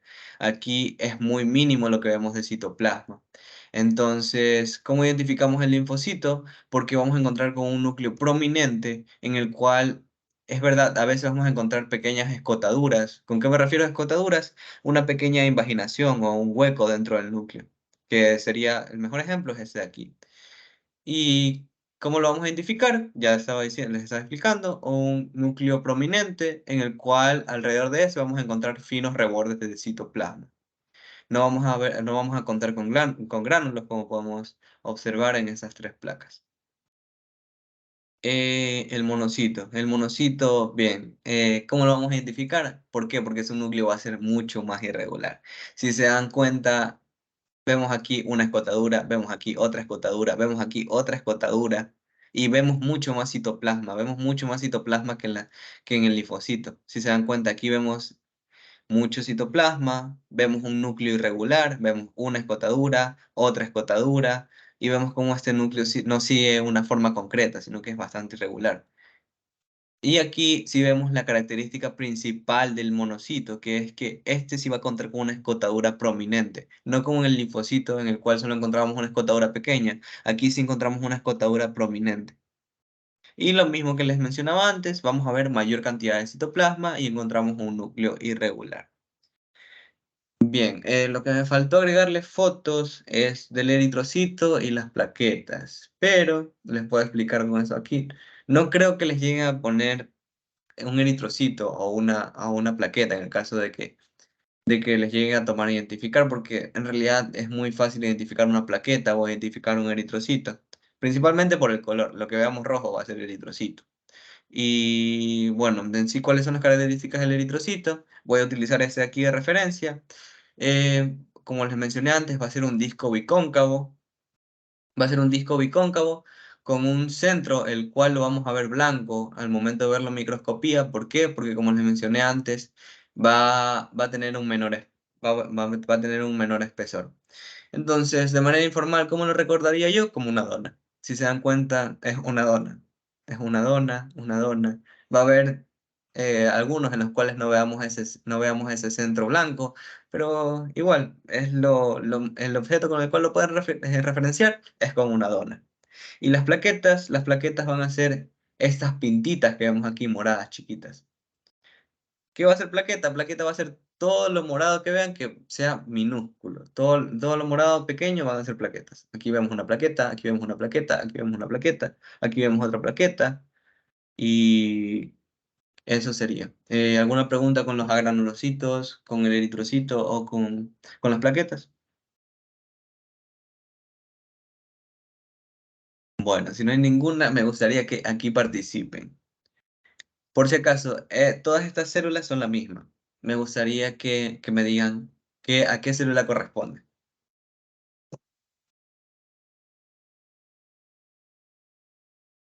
Todas Eh, ¿cuántas imágenes son? Son 5 imágenes. Las 5 imágenes corresponden a la misma célula. Neutrófilo. Exactamente, es un neutrófilo. ¿Por qué? ¿Me podrías decir? Este, por el núcleo, Por el está núcleo que está, en el centro. bueno, es verdad, está en el centro, pero la palabra que les expliqué antes, lobulado, lobulado, Lobulado, perdón, lobulado. un núcleo lobulado, segmentado. Si te das cuenta, en las diferentes vemos, como les explicaba antes, 1, 2, 3, 4, 4 lóbulos, perdón. 1, 2, 3, 4 lóbulos, 1, 2, 3, 4 lóbulos, 1, 2, 3, 4 lóbulos, 1, 2, 3, 4 lóbulos, 1, 2, 3, 4, 1, 2, 3, 4, 5 lóbulos, en los cuales encontramos finos puentes de cromatina. Entonces, efectivamente, sería un neutrófilo. Bien, aquí me gustaría que participen también. ¿Este de aquí cuál sería? Bueno, estos dos, porque estos dos son el mismo, son la misma célula. Neutrófilos. Un neutrófilo, efectivamente. ¿Ese de aquí? Monocito. Casi, sería un linfocito. ¿Ese de aquí? Ese sí es monocito. Ese sí es monocito. Entonces, ten en cuenta lo que les explicaba antes, que en el linfocito casi no vamos a ver citoplasma. Si te das cuenta, es muy fino el reborde de citoplasma que vemos aquí. En cambio, en esta célula de acá, sí vemos, que en este caso sería un monocito, vemos la escotadura principalmente, vemos la escotadura prominente y vemos mucho más de citoplasma. Y aparte que el tamaño es algo que se me escapó de explicarles es que un monocito es de las células más grandes, entonces va a ser de mayor tamaño. Si te das cuenta, el monocito es mucho más grande que un neutrófilo, que un linfocito. Entonces, eso por ese lado. Bueno, otra cosa que me gustaría, bueno, si no hay ninguna pregunta, ¿no hay ninguna pregunta con tejido sanguíneo? No. Ok, está bien. Entonces, otra cosa que me gustaría que vean son las membranas. No sé si les llegan a poner una imagen de una membrana y se las pongan a identificar. Entonces, por si acaso, vamos a ver eso. Entonces, ¿qué es una membrana? Una membrana se conforma por una lámina de epitelio y tejido conjuntivo subyacente. Vamos a encontrar diferentes tipos de membrana. Vamos a encontrar una membrana mucosa, una membrana serosa, una membrana cutánea y una membrana sinovial, cada una con sus propias características y ubicaciones. Entonces, como vemos aquí. Eh, Igual tengo imágenes más adelante. Entonces, la membrana mucosa la vamos a encontrar en la mayoría de las vías de conducción. ¿Por qué? Porque esa va a presentar una barrera para los patógenos. Entonces, ¿de qué se va a conformar esta membrana mucosa? Vamos a encontrar el epitelio, y la lámina propia. Y bueno, la membrana basal en medio de esas, ¿no? Pero en sí, lo que es la mucosa se conforma de lo que es el epitelio, membrana basal y lámina propia, que sería el epitelio, membrana basal y lámina propia. ¿Ya? ¿Quedó claro los elementos que conforman a la membrana mucosa? Me parece que sí. Entonces, ahora pasamos a la membrana serosa. ¿Cuál es la característica de la membrana serosa? Vamos a encontrar siempre serosa en las cavidades, ya sea en la cavidad por ejemplo, un ejemplo donde encontramos la membrana serosa sería en la cavidad pleural y revisiendo lo que es los pulmones. ¿Por qué? Porque las membranas serosas o las serosas se encargan de disminuir la fricción que hay entre el órgano y una estructura subyacente porque en el momento del movimiento hay fricción. Entonces, ¿qué pasa con estas membranas serosas?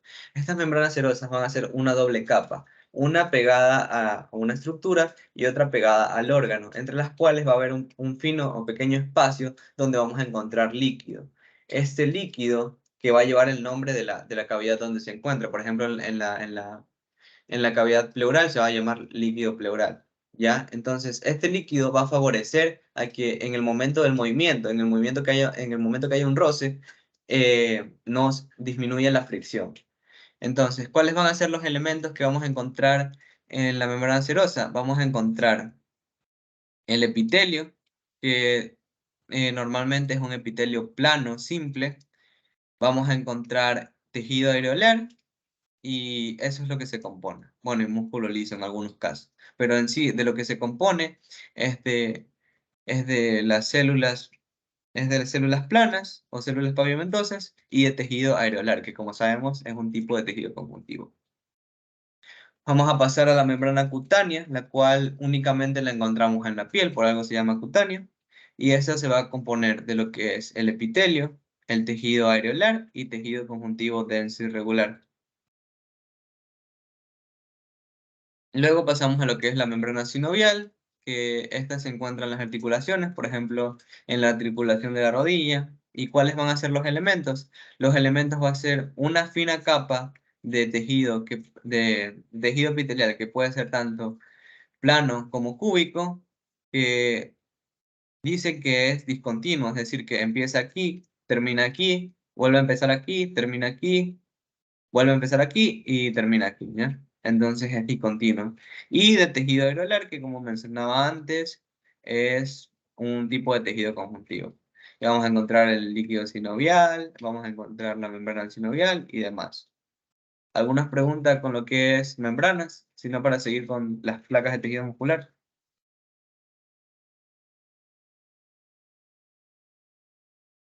Creo que no hay ninguna pregunta. Dale, Ricardo, con tejido muscular. Ya para ir Bueno, terminando, que ya es medio tarde ya. voy a compartir yo, ¿vale?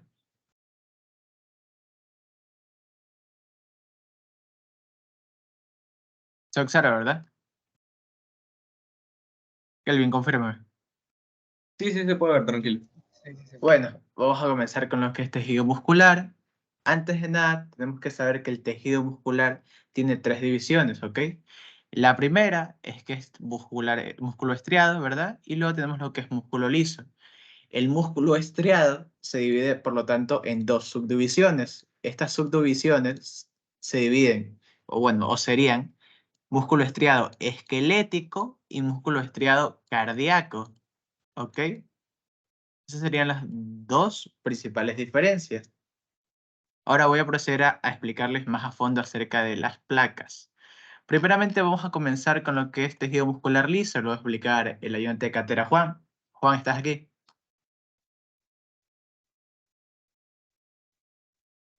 Sí. Bueno, explica. A ver, ¿se me escucha bien? Sí, se te escucha. A ver, bien, entonces, el tejido muscular liso va a ser un tejido que va a carecer de estrías.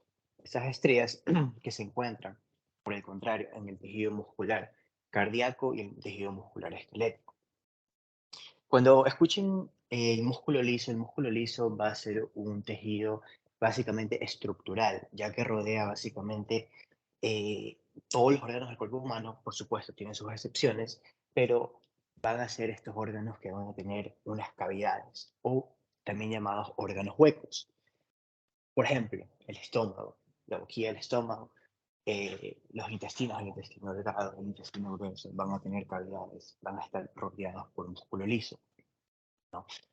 Eh, y bueno, entrando un poco a la parte histológica, se puede ver un corte histológico de tejido muscular liso en 2 disposiciones. Ven que hay una especie de división, si la puedes marcar, por favor. En la parte de arriba, exacto, en la parte de arriba tenemos que el tejido muscular liso se encuentra a disposición circular, ya, circular por la forma de los núcleos. Esto generalmente se encuentra o se forma debido a que necesita un soporte, un sostén. He explicado en la anterior clase, por ejemplo, el tejido muscular liso se encuentra básicamente eh, con más presencia en lo que es el útero de la mujer, debido a que al momento del embarazo, al momento del parto, mejor dicho, necesita hacer bastante fuerza. Y el músculo liso, como les dije, que es básicamente un tejido de soporte, de sostén, evita el desgarro, evita una hemorragia. Por lo tanto, el útero va a tener 3 capas de tejido muscular liso.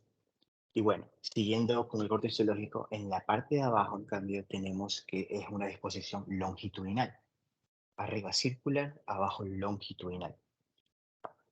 Y bueno, en el caso del útero, volviendo al ejemplo, va a tener 2 capas de tejido muscular longitudinal y uno circular. Este circular va a ser mayormente, va a haber mayor presencia de lo que es vasos sanguíneos. ¿No?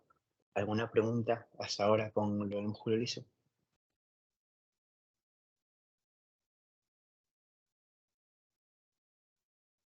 Bien, parece que no.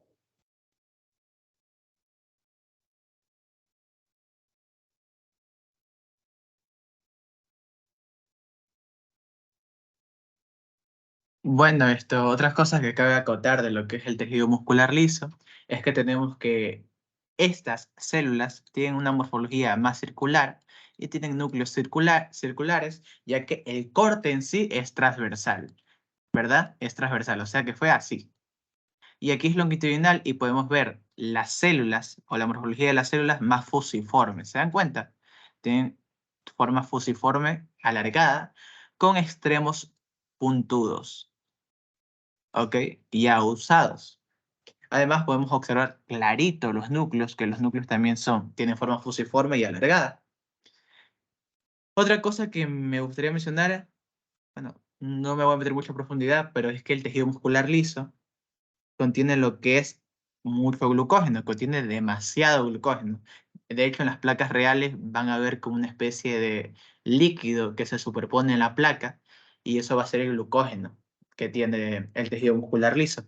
El tejido muscular liso, si tuviera que nombrar otro órgano a ras, sería básicamente el esófago. ¿Ok? Ahora, otra cosa que me gustaría agregar de esto, ¿ok? Es que el tejido muscular, recuerden, que tiene la capacidad de ser contráctil. Entonces el tejido muscular liso también es contráctil. Pero en lugar de, el tejido muscular liso, en lugar de ser controlado, por decirlo de una forma, por el sistema nervioso autónomo, es a través de otro sistema nervioso independiente. Es decir, ¿a qué me quiero referir con esto? Es decir, que el tejido muscular liso se va a contraer por sí solo, no por nuestros movimientos, sino que va a hacerlo por sí solo. Es por eso que se encuentran órganos que tienen luz, como lo es el esófago. ¿Ok? Otra cosa que cabe mencionar es que ¿por qué se va a contraer lo que es el tejido muscular liso? Principalmente por dos proteínas. Es posible que se les pregunte, ya que esto sí es teoría, tenemos lo que es la actina y miosina, ¿ok?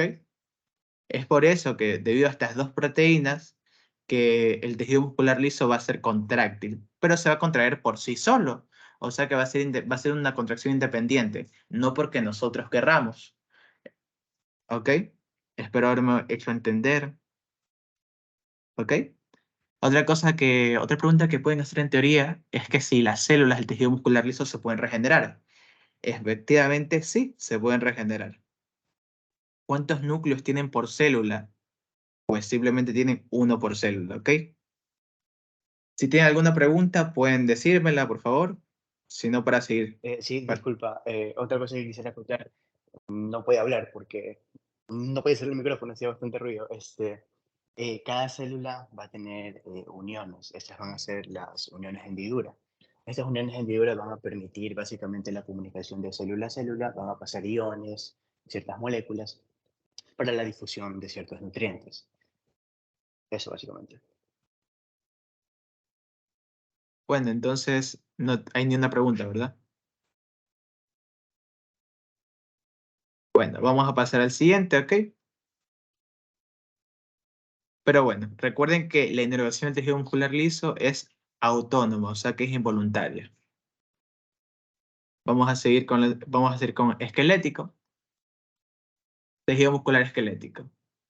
El diagnóstico completo en sí sería lo que es tejido muscular estriado esquelético, ya que el esquelético es una de las subdivisiones del músculo estriado.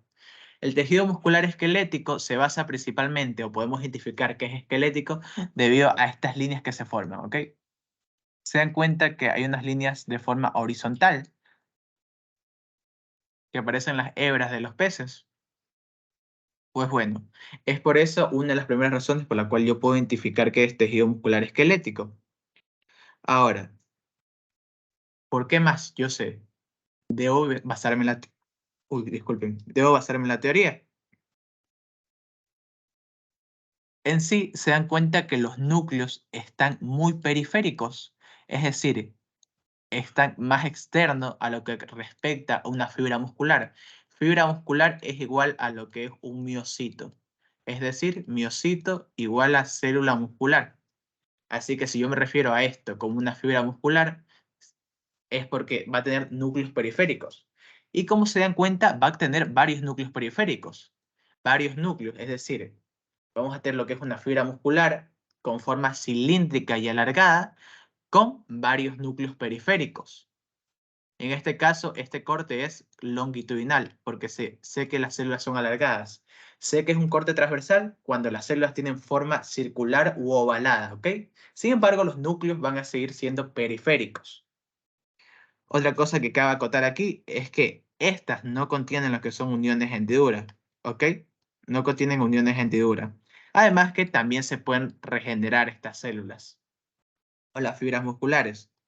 ¿Se acuerdan que les mencioné antes que el músculo liso tenía una inervación del sistema nervioso autónomo porque era independiente? Pues bueno, el esquelético, debido a que es esquelético, se encuentra de forma axial en nuestro cuerpo, ¿verdad? Es decir, entre nuestros brazos, por ejemplo, nosotros podemos controlar esa contracción. Contracción que funciona debido a lo que se conoce a las dos proteínas que mencioné antes, la actina y la miosina, ¿ok? Pero principalmente es por la inervación que tiene, inervación del sistema nervioso eferente, es decir, que nosotros podemos controlarlo. Espero haberme hecho entender. Otra cosa que cabe acotar aquí es que lo que es el músculo esquelético, si ven esas líneas, ¿verdad? Aunque no hay demasiado zoom, esas líneas se debe principalmente a lo que se conoce como las miofibrillas, estas de actina, ¿ok? Miofibrillas de actina, los cuales van a dibujar lo que es una línea Z, que se supone que debería tener una forma de varias zetas unidas. Y también vamos a entrar a lo siguiente, que son los filamentos de miosina. Para no hacérselas tan largo, es debido a esto que se dibujan estas líneas horizontales, ¿ok? Porque si no, me tendría que meter muy a fondo y podrían confundirse, ¿ok? Pues básicamente es por estas dos proteínas, la actina y la miosina, ¿ok? ¿A qué se debe la contracción de un músculo? Principalmente se debe por la presencia de calcio, ¿ok? Eso es algo que es muy importante que lo nombren, ¿ok? Y bueno, si tienen alguna pregunta me lo hacen saber, si no podemos pasar a la siguiente. Sí, quisiera contarme algo ¿Puede volver a acerca. repetir lo de las proteínas? Sí, Narcisa. Las proteínas Actina y son actina y miosina. Y en el anterior tejido también habían mencionado a la actina y La otra miosina, más. exactamente. Actina y miosina, siempre son Son las los mismas. mismos. Sí. Ok. Juan, ¿tú querías acotar algo? Sí, quería contar algo, disculpa. Si bien es cierto, Ricardo les mencionó lo de la regeneración en el tejido muscular esquelético, sí, es verdad, pero es bastante limitada a comparación del músculo liso. Los que se van a encargar de esta regeneración van a ser las células miógenas y lo que son las células satélites. Las células satélites básicamente son las células madre que se van a encargar de la nueva elaboración de lo que son los miocitos o fibras musculares. Eso, disculpe, me interrumpí. Exactamente. Su regeneración va a ser limitada, bastante, muy limitada de hecho. Y bueno, otra cosa que sí es importante que sepan es que lo que es el tejido muscular esquelético va a estar cubierto a los alrededores por cada fibra muscular. Y esto sí sería importante que lo sepan. A ver, por ejemplo, que el perimicio es tejido conectivo denso y regular que rodea una fibra, o sea, rodea una fibra muscular, ¿ok? Rodea una fibra muscular. O sea que el perimetrio es tejido conectivo denso y regular que rodea una fibra muscular. Luego tenemos lo que es, no, disculpen, me equivoqué. Es endomicio. El endomicio es quien rodea con tejido conectivo denso y regular una fibra muscular.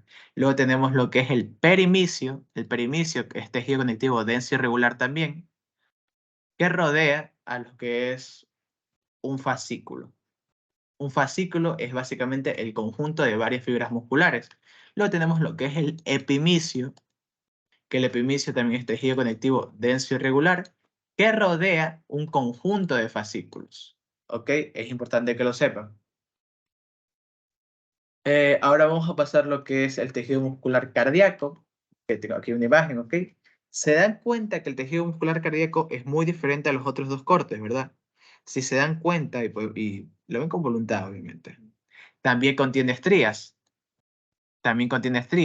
Como es el caso del tejido muscular esquelético, que contiene estrías porque eso pertenece al grupo de músculos estriados. Pero aquí se suele observar o se puede observar que las fibras musculares comienzan como a dividirse, ¿verdad? Comienzan a tener estas separaciones. ¿Ok? Entonces, esa es una de las razones por la cual yo puedo identificar que es el tejido muscular cardíaco. La otra, y muy importante, es que contienen núcleos centrales, ¿ok?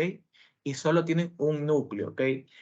Suele haber cortes del tejido muscular cardíaco con dos núcleos, pero esto es debido a que es tejido de músculo cardíaco de personas mayores, o sea, personas adultas. En cambio, en los niños no va a haber lo que es dos núcleos, sino que va a presentar simplemente un núcleo, ¿ok? Por ejemplo, mira, esta es una persona mayor y por eso hay dos núcleos aquí. Pero, por lo general, aparte de eso, si no se quieren guiar solo por lo que es los núcleos, pueden darse cuenta por estas separaciones que se forman. Y las estrías, nunca se olviden de las estrías. Además, algo muy característico de lo que es para el tejido muscular cardíaco, y para identificarlo, se dan cuenta de estas líneas aquí. Estas líneas aquí, que están marcando las flechitas también, se las denominan discos intercalares. Discos intercalares que van a tener consigo tres tipos de uniones muy importantes, ¿ok? Pero no creo que se las hayan preguntado, pero se las voy a mencionar por si acaso, ¿ok? La primera sería la fascia adherens. La segunda no sería nada más y menos que la mácula adherens. Y la tercera, si no mal recuerdo, era, confírmame Juan, si eran las uniones hendiduras. Sí, así es. Uniones Las, hendiduras. las También uniones la mácula hendiduras. adherens se le llama desmosomas, por si Desmosomas. acaso. Exacto, la mácula adherens Mm. también se denomina desmosomas. Tenemos las uniones hendiduras y tenemos los fascia adherens, que es la adherencia. Eso sería lo principal para que puedan identificar este tipo de cortes. Y aquí, ¿por qué el sistema nervioso está enervado? Pues bueno, es el corazón. Tú no puedes controlar cuántos latidos por minuto da tu corazón. Tú no controlas que son 60%, 60 latidos por minuto de tu corazón.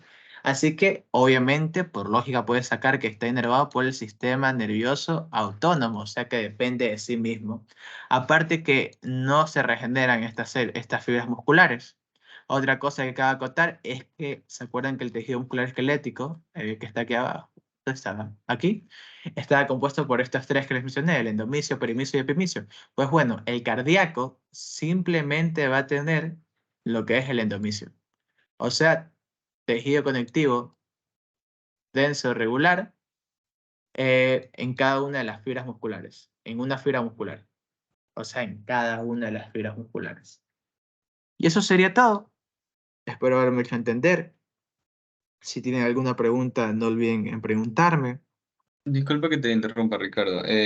Algo que quería igual agregar en la parte de lo que estabas hablando de los discos intercalares es que las uniones que se encuentran aquí, igual ya lo mencioné en la clase pasada, es que las uniones que se encuentran dentro de los discos intercalares favorecen y ayudan a la transmisión de los impulsos eléctricos dentro de lo que es la actividad cardíaca. Entonces, eso es igual algo a tener en cuenta, por si acaso llega a salir alguna pregunta de eso. O como dato ya para primer ciclo y segundo ciclo. Bueno, entonces eso sería todo, chicos. Muchas gracias de mi parte. Espero me haya entendido y haya quedado todo claro. Esto casi se me pasa por alto y era la morfología de las células del tejido muscular cardíaco. Son cilíndricas también, pero son cilíndricas y cortas, ¿ok? Y cuentan con los que son núcleos cilíndricos o un poco redondeados u ovalados. Esa sería la morfología de cada una de las células o fibras musculares. Entonces, eso sí sería todo, chicos. Sí, Falta tejido y una nervioso. cosa más. Lo de Pero las igual, fibras. eso. Ah, disculpa. No, dale Juan, no importa. Ah, ya. No, Voy solo a quería presentar contarles yo de que para si dar bien el último tema. la morfología de por ejemplo, la diapositiva, la de, la de cardíaco, Kelvin, Ah, ya, sí. esa, ajá, sí. No, les iba a decir que aparte la morfología se la va a identificar bastante por que la forma de la fibra va a ser bifurcada. ¿Qué quiere decir bifurcada? Que de una célula van a ver que se va como a ramificar, van a salir dos.